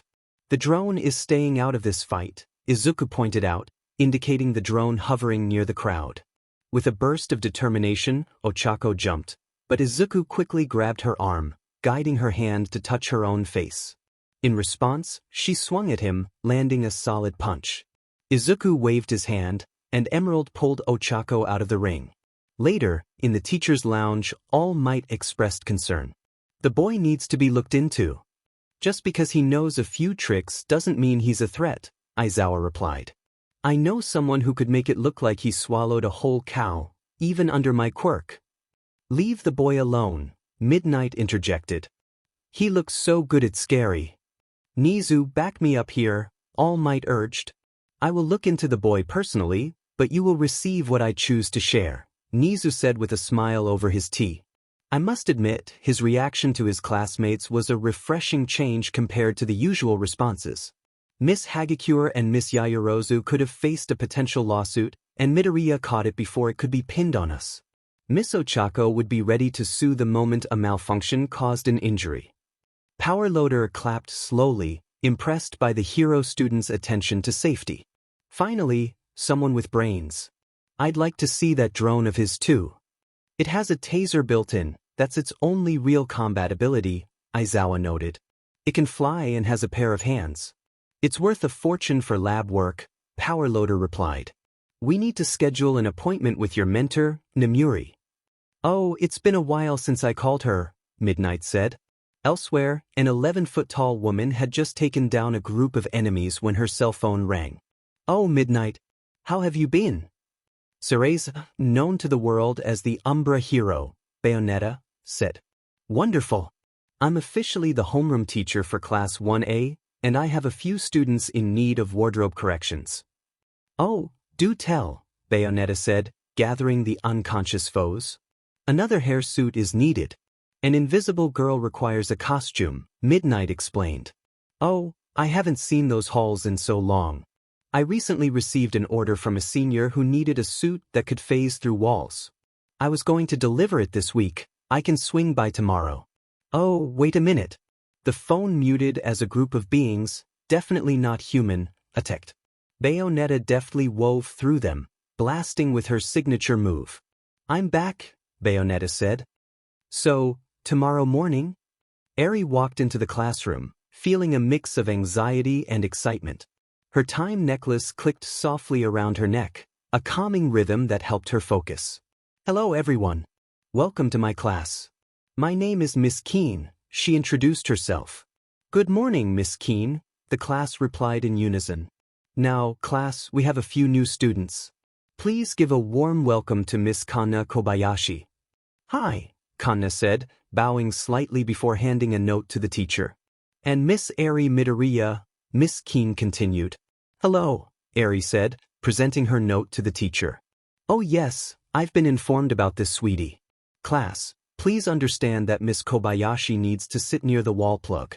It's not my place to explain why, but my quirk is Charge Bolt. I can absorb electricity, and if I don't charge, I get dizzy and tired, Kanna said, sounding a bit down, But Eri surprised her. My quirk is rewind, Eri said, holding up the apple core from her breakfast. I can't always control it, so I keep it in here, she added, pointing to her time necklace. The class erupted in applause, except for a few who were stunned by the display, including a purple-haired boy who stood frozen in place. At lunch, Shoyuta Magatsuchi was in a state of panic. That was string manipulation. With enough strength, it could be overwhelming. Shoyuta, what's wrong? A large-breasted demon he had summoned appeared in the bathroom after he called her. There's something in my classroom, Shoyuta said. A chronosorceress. Oh good. Kobayashi was worried Kanna would feel lonely keeping her secret, Lukoa said with a smile. We'll have to arrange a playdate. Shoyuta was terrified, remembering how his father had reacted when he learned about Dr. Strange's attention due to Lukoa. Son, listen to me. Dr. Strange is the sorcerer supreme of this realm. He has more power and authority over our kind than a god. If we cause too much trouble, I could be in serious danger, along with the rest of our family. He wouldn't hesitate to put an end to any threat. Dr. Strange knew every move they could make and had the power to prevent chaos. Going against him was neither wise nor safe. They say he has a beholder that helps him think of methods to combat threats. They say he fought 3 gods because they spilled his tea. They say his hands were broken from touching the very fabric of creation itself. In Dr. Strange's sanctuary, he walked into the basement. Bart, are those files done? Dr. Strange asked. The floating eye monster levitated a folder over to him. All done, Strange. Can you get more of this coffee stuff? Strange handed him a bag of grounds, which the creature consumed. Happily. Keep up the good work, Bart, Strange said, enjoying a rare moment of peace without paperwork. Himiko and the Midoriyas were caught up, and things were finally slowing down. You might be wondering why a beholder was serving as Dr. Strange's secretary. Well, it was a mix of Strange getting tired of long nights without computers to ease the process and his decision to create a magical assistant from a beholder. A single cast of dream on a sleeping Bart, combined with the fact that he was the best protector a beholder could have, resulted in the ultimate secretary. Strange sat down and grabbed a book, ready for a moment of quiet. Time to enjoy his day off. The students had finally begun their actual physical training after the suits were corrected. This puts a smile on my face, Izuku said. Yeah, this feels so much better. And check these out. Ochako gestured to her feet. Torture tested to withstand drops from 30 stories with a 500-pound weight and designed to break without harming the wearer. Also, apparently, they always face down. Internal gyroscope, Izuku said. Glad they used my suggestion. My only concern was the arms, Ochako continued. They're fine now, but they might get cold. A scarf would work on those days, Shinso said, flicking his capture rope scarf. The abyss has answered my bargain. Tokoyami declared as he walked out. This rocks. Dark Shadow exclaimed. Don't forget me, a voice called out as someone approached. Out of nowhere, a glowing outfit appeared. That Bayonetta character is amazing, Toru said, tapping her wrist, causing the suit to disappear. Apparently, it uses fiber optic cables and invisible ink. Hit that thing with a black light, and it'll light up brighter than a neon sign after a big game, Izuku joked. I don't care. I have actual clothes that turn invisible. Toru shouted, twirling around. All students' outfits will be going through the support department within the next 2 weeks to ensure nothing is wrong, Aizawa said, seeming displeased about Shinso's choice of outfit. Today's activity is heroes versus villains, Tashinori announced. The teams were picked, and Izuku found himself in Group D. Ah man, why couldn't I get one of the girls? Izuku turned to see a small student holding up the D ball, tears in his eyes. Guess we're teaming up, Izuku said. No, the small boy shouted, banging the ground in frustration. Hey kid, Izuku said. Mineta looked up, tears streaming down his face, before his nose began to bleed. Get up and snap out of it, brat. Mineta's tongue hung out as he ignored the shouts of, "What the heck, Deku?" while his blood rushed to his ears. Suddenly, the vision of a striking woman faded, revealing his partner. Snap out of it, Izuku said. Who was that? The small boy asked, bewildered. Bakugo's mother, Izuku said with a smirk. Your mom's hot, Mineta said, glancing at Bakugo, who swung at him, but Shinso used the same technique Aizawa did to hold him back. You beastas! Bakugo shouted as Shinso struggled to restrain his teammate. First up, Team D as villains and Team A as heroes, Toshinori said. And Midoriya, don't instigate, Aizawa warned. Bakugo, calm down. This is definitely not the first time your friends have said that about her. Doesn't he need friends in the first place? Izuku asked, provoking Bakugo, who let out an angry roar and lunged toward the other student, but Aizawa activated his quirk. Get to the bomb. You have 10 minutes to prepare however you wish. Izuku chuckled as he walked off with Mineta in tow. I'm gonna get you, Deku. Mineta shouted.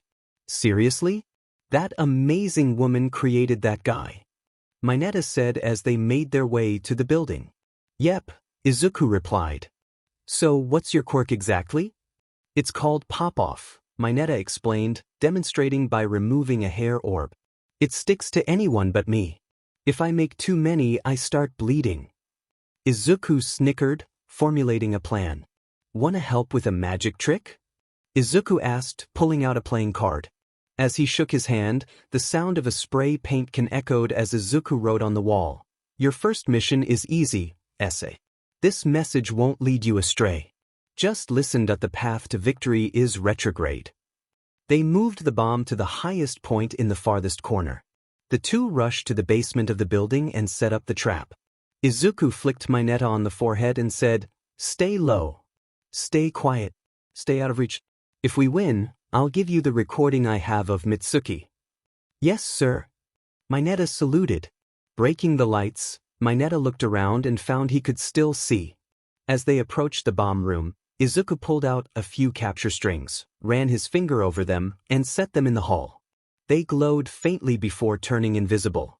Izuku grinned as he watched the time tick down. He turned to the camera and opened his mask. Observation room. And here. Go. As soon as the clock struck 0, Aizawa gave the order for Shinso and Bakugo to start. I'm gonna get that guy. Bakugo shouted. Bakugo, wait.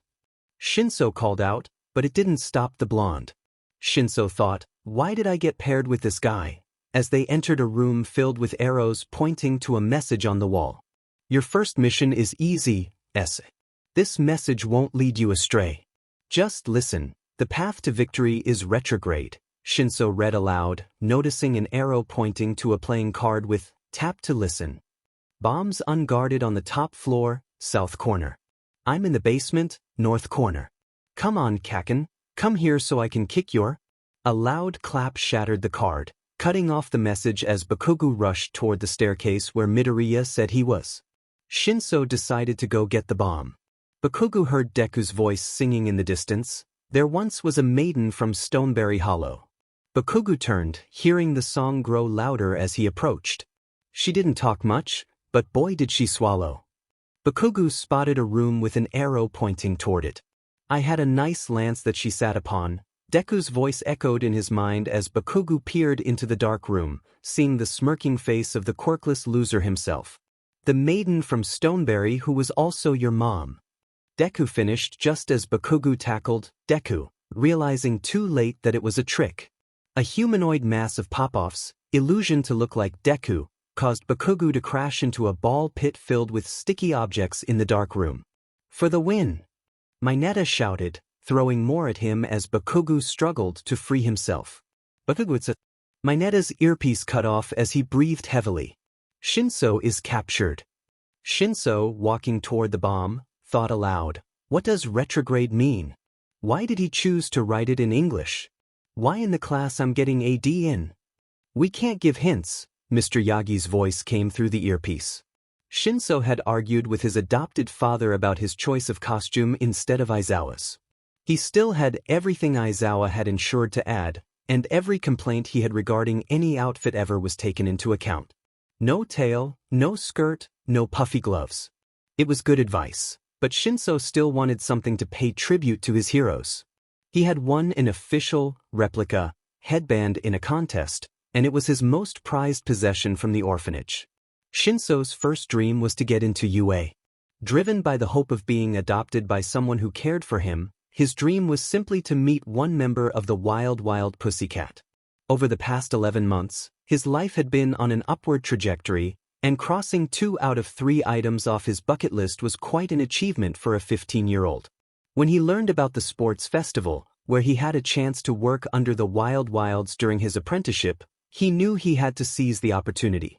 As he walked, his mind wandered, and he listened intently for any sounds. His ears were finely tuned, almost like a long-range hearing device, so he expected to catch a heartbeat or breathing. But there was nothing. Lost in thought, he accidentally tripped over a wire that sent him floating into the air, startling him. His startled yelp echoed in the room, and he turned to see a bomb with the green-haired boy stepping out.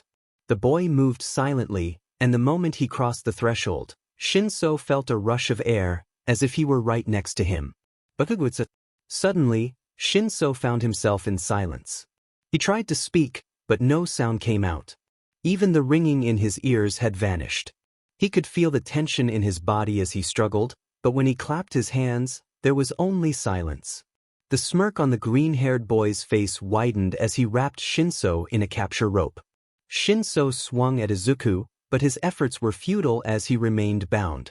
With a snap of Izuku's fingers, Shinso was released to the ground, sound returning to him. Villains win.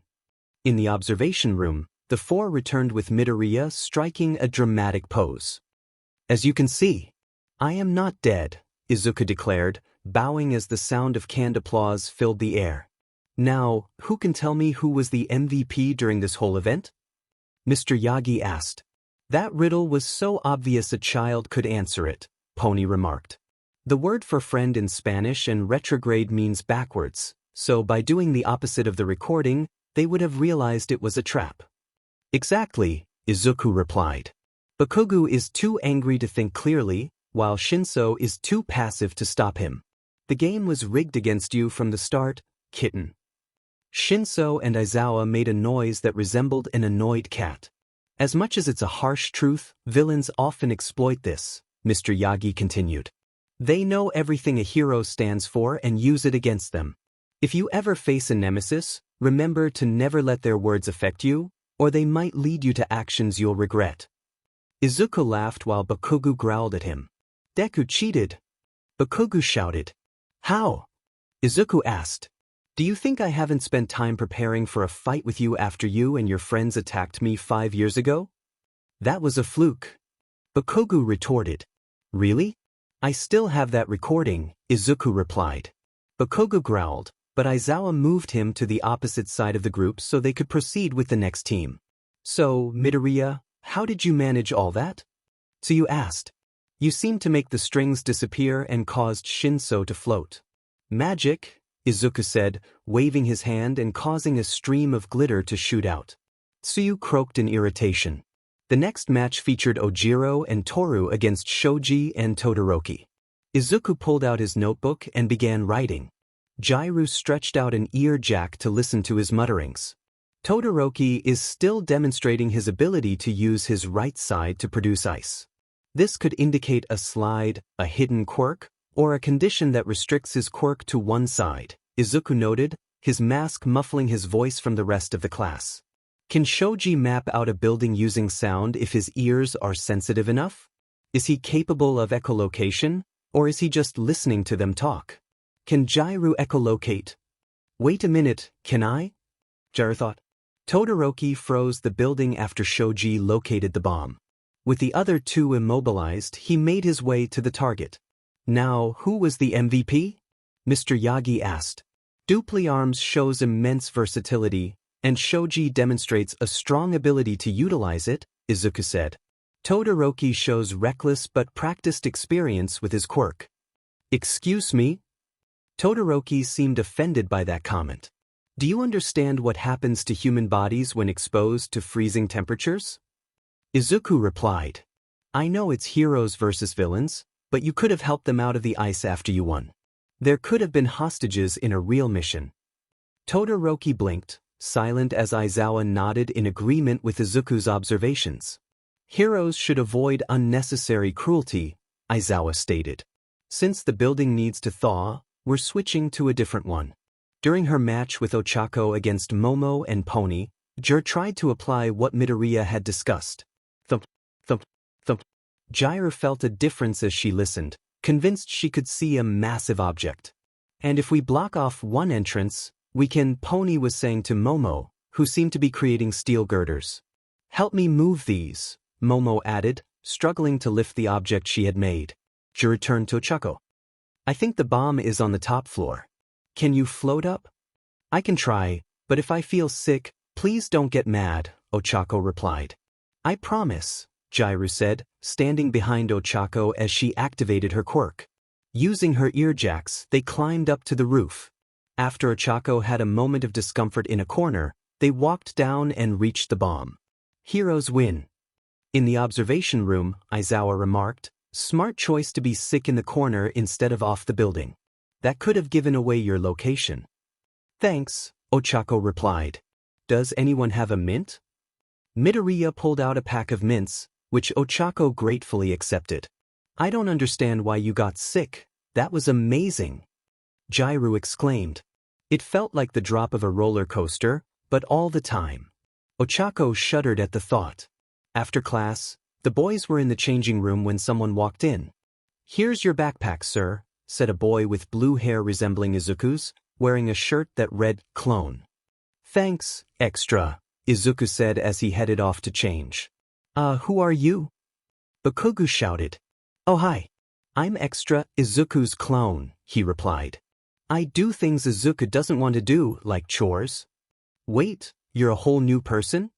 In the girls' room, Jiraiya listened in, explaining what she was hearing. No, I'm more of a copy. No, that's not quite right. A shadow? No, the clone muttered to himself. When they left the locker room, Izuku shook extra, noticing the curious looks from his classmates. Don't look at me like that, he's not real. He's standing right here, isn't he? Izuku turned to his classmates.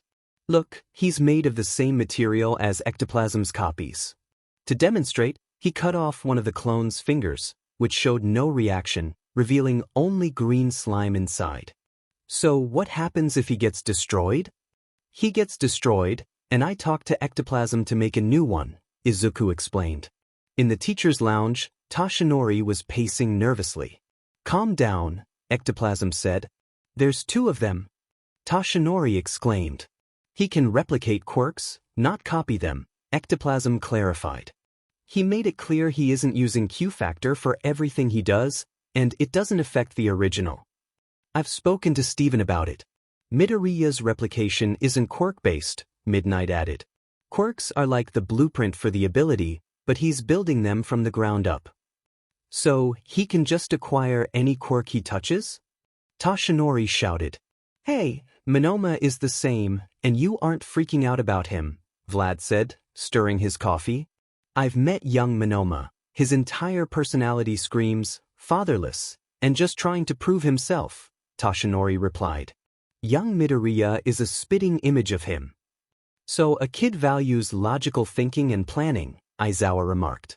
Oh no, call the HPSC. He played the other two like a banjo, Toshinori said. Are we even aware of his full capabilities? We'll deal with this when we get to it, Midnight said. We're all stressed about the first 2 weeks, like every year. I'll talk to him and straighten everything out. Outside, Bayonetta noticed a group of students. She could see a magic user and, from the aura of pure mana around one, recognized a mage. The Umbra hero, Bayonetta, the students shouted. Hello, children. I just dropped off the last costume for those in need of my services, Cereza said, enjoying a lollipop. After signing a few autographs, she turned her attention to the 3 students standing nearby. Umbra witches, the green-haired one thought, echoing in her mind. A mage, I presume? She asked, raising an eyebrow as another student handed her something to sign. Would you like to talk somewhere less crowded? Of course, Bayonetta replied, as the last student asked her to sign their backpack. There's a cafe nearby. Izuku led the girls there. Once the last student left, Bayonetta lifted her leg and stamped her foot down. Her hair transformed into a pure white dress, and she placed her hat on. As she approached the cafe, she found the three waiting. "So, little hellions, what do I owe this surprise?" Bayonetta asked, taking a seat with an effortless grace that made her towering presence seem less intimidating. "One question. What is the being of your pact?" Izuku asked. "Wait, Jen looked at Bayonetta in realization. "Yes, my pact is with the Lady of Onyx Brilliance," Bayonetta confirmed. "What about you?" Himiko said, pointing to Izuku. "My abilities come from music," Jen added. "Oh my, a young bard," Bayonetta exclaimed. "If you ever want a pact." "No, thank you," Jen interrupted. "If you and Himiko are what warlocks turn out like, I'm good." "Hey, if you get magic from something so powerful, you have to aim high," Bayonetta said, her hair forming a circle as she reached through it to grab sugar from another table. Izuku demonstrated creating a circle of pure magic, which made Cereza smile. "One who delves into the arcane. This one is not as guarded as the mortal healer," Madama Butterfly spoke in Bayonetta's mind. "I like the blondes. They both show potential use." "So, where have you learned the arcane arts?" Bayonetta asked, practically leaning over Izuku due to their size difference. "Camouflage. Hidden camouflage," Izuku replied flatly. "Oh yes, I'm very aware. They've been a neutral party between the Lumen and the Umbra during the whole conflict. Or a massacre that resulted in the fracture of both factions, with the Umbra blood lost to the ages," Izuku added. "Oh, this one knows his stuff." "Yes," Bayonetta said. "So how about—" A loud noise from outside interrupted them, and Bayonetta tossed a few bills onto the table. "Duty calls." The three watched from the window as Bayonetta formed a pentagram with her hair, then a boot appeared above the villain and stomped down. "Naughty, naughty," she taunted the mutant-type villain. "Can you do that?" Jen asked Izuku. "Summoning requires specific steps to avoid complications," Izuku explained.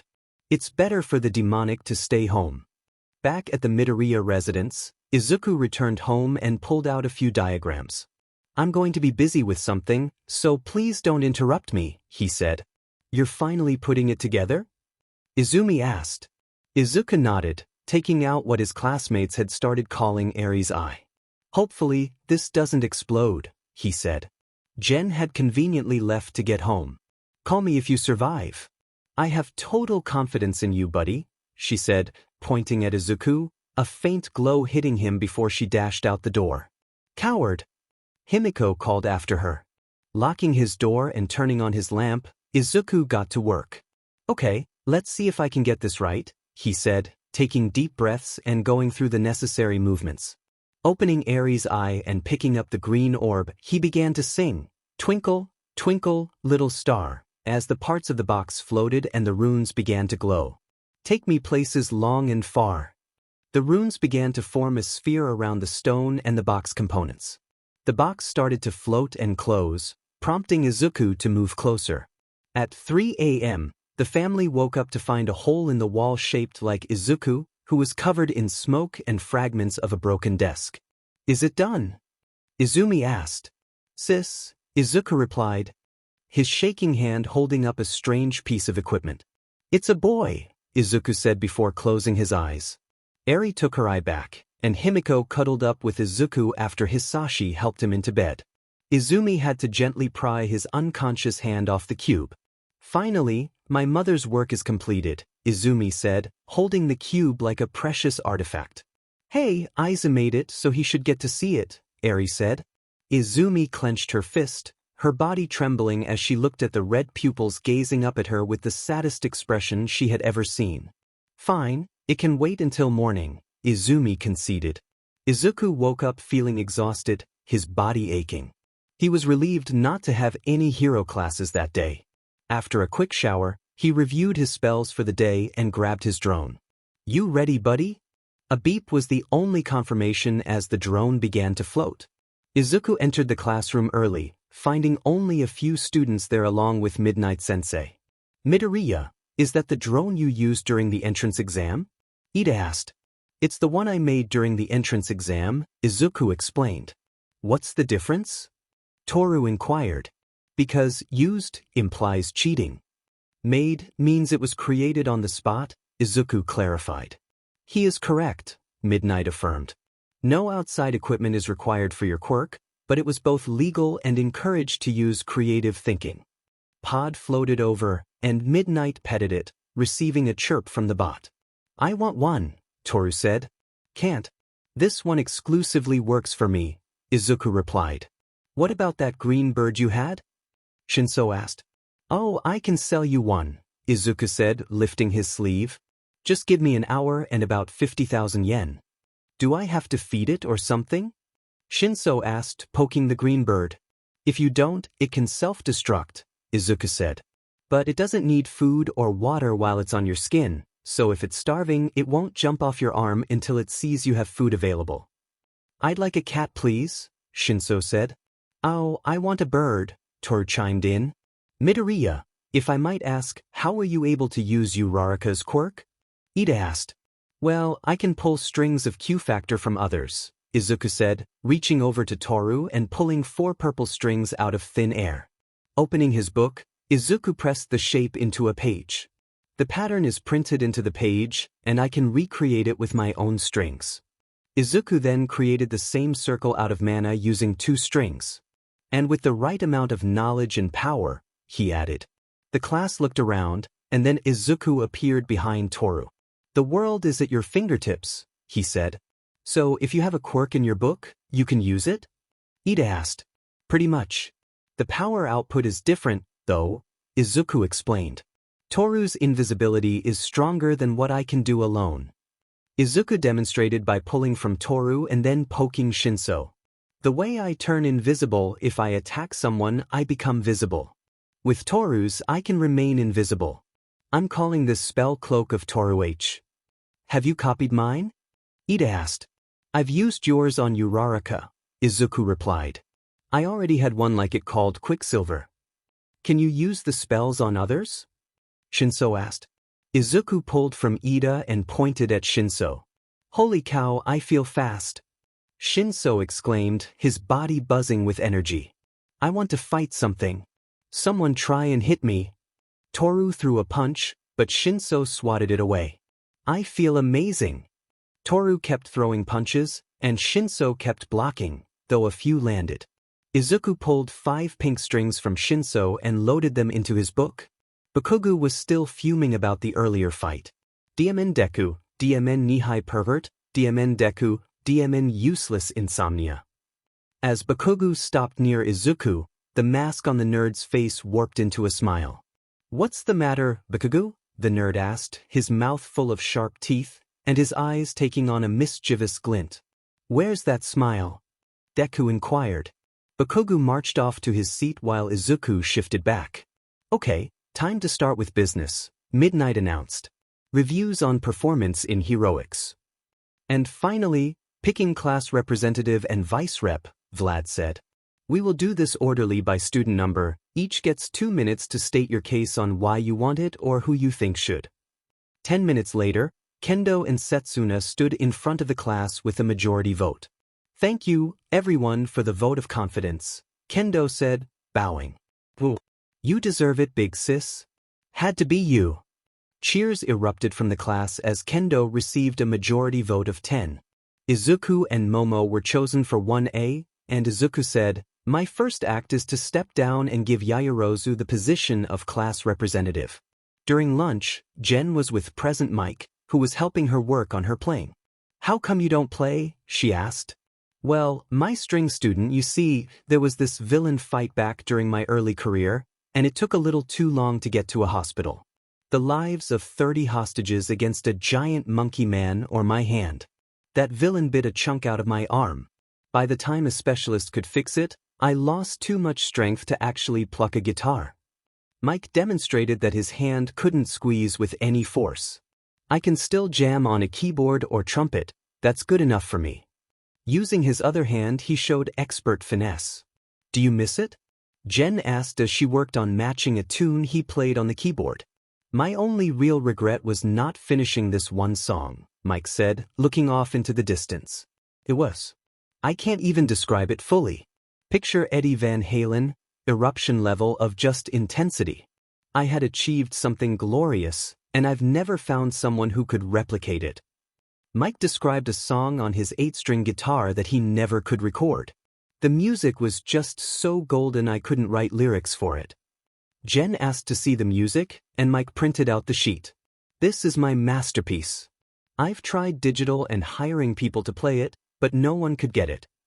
Jen asked to try the 8-string, and Mike reached into the back of his supply closet. Give it a shot. Jen read the sheet music and focused as she began to play.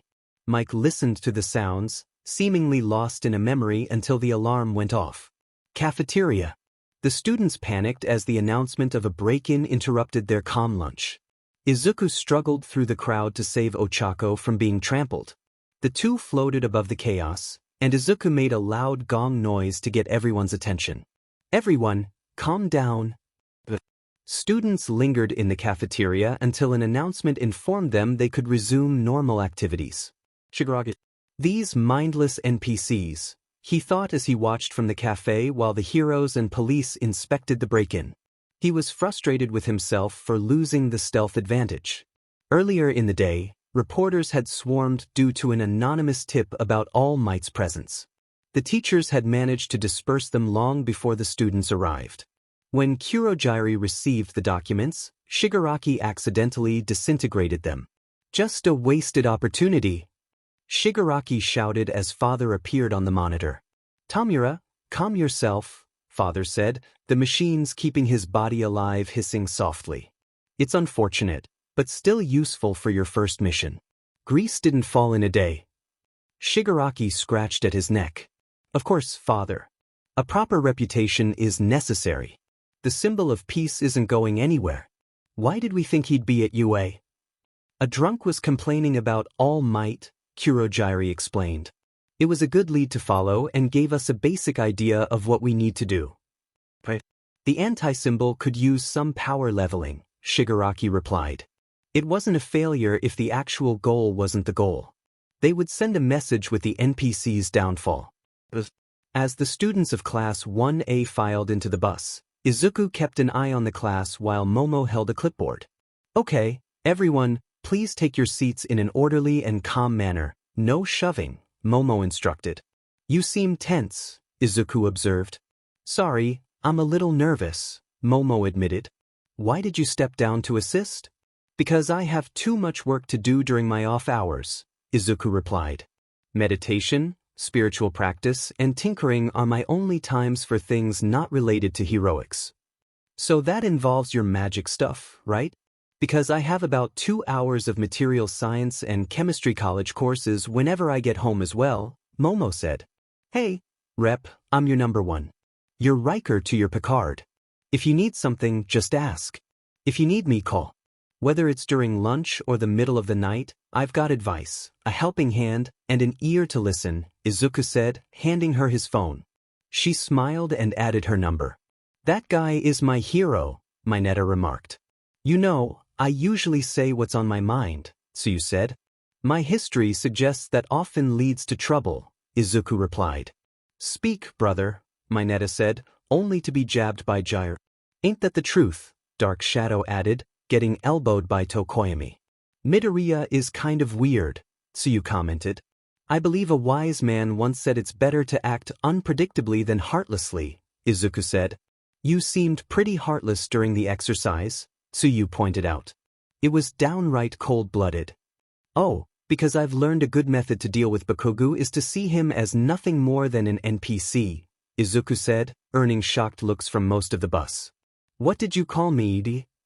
Bakugo shouted. An NPC, jackass, Izuku replied. You do nothing but yell at people and put them down. Name one person you've saved, one person you've helped, one moment you've done anything to make the world a better place. Bakugo seemed momentarily speechless. As I said, an NPC. Just like Endeavor, spawned to chase All Might. This earned a laugh from the usually stoic white-haired boy. So you call everyone who wants to be like All Might an NPC? I call everyone who bases their entire personality around All Might NPCs, Izuku clarified. It's something my dad helped me understand. When a beacon is too bright, you go blind looking at it. My dad says something similar about All Might, Shinso added. He never put it exactly like that, but he's definitely going to laugh at that saying. You still have to admit All Might is super manly. Yes, because the guy is a 7-foot-tall, 600-pound wall of muscle, Shinso replied. So, Midoriya, it seems you and Bakugo know each other, Mina said. No, we don't, Izuku clarified. He's just a Deku who went to the same elementary school as me. He wanted to be the protagonist from Aldrin, and my dad moved me out of there because they accused me of using triggers and drinking on campus. That is atrocious behavior for an educational establishment. Yeah, want to know the best part? They didn't tell my parents because they wanted to make sure I didn't get into UA, Izuku said. Wait, what was the school name again? Midnight. Aldra Junior High, Bakugo replied. I think that might have been on Nizu's do not enroll list, Midnight said. What? Bakugo exclaimed. Yeah, apparently that school has a reputation for producing bullies and people who believe that just because their quirks are strong, they should be in charge, Midnight explained, covering her mouth. If I remember correctly, there are always at least 5 students from there who get turned away at the door because their personalities just can't fit the hero mold. The class was shocked, except for Shinso and Izuku, who exchanged glances. How likely is it she's lying? What the heck? Shinso mouthed. Just whisper back, only I can hear it, Izuku said. It's a good chance of 50-50, Shinso replied. Dad told me about a group of troublemakers last year who he thought should be in jail for their behavior within the first week. Why does that sound exactly like something Aldra kids would do? Izuku snickered. Hey, something I wanted to ask. If you can turn yourself into a demon and warp your mask to look like a mouth, can you turn me into a cat boy?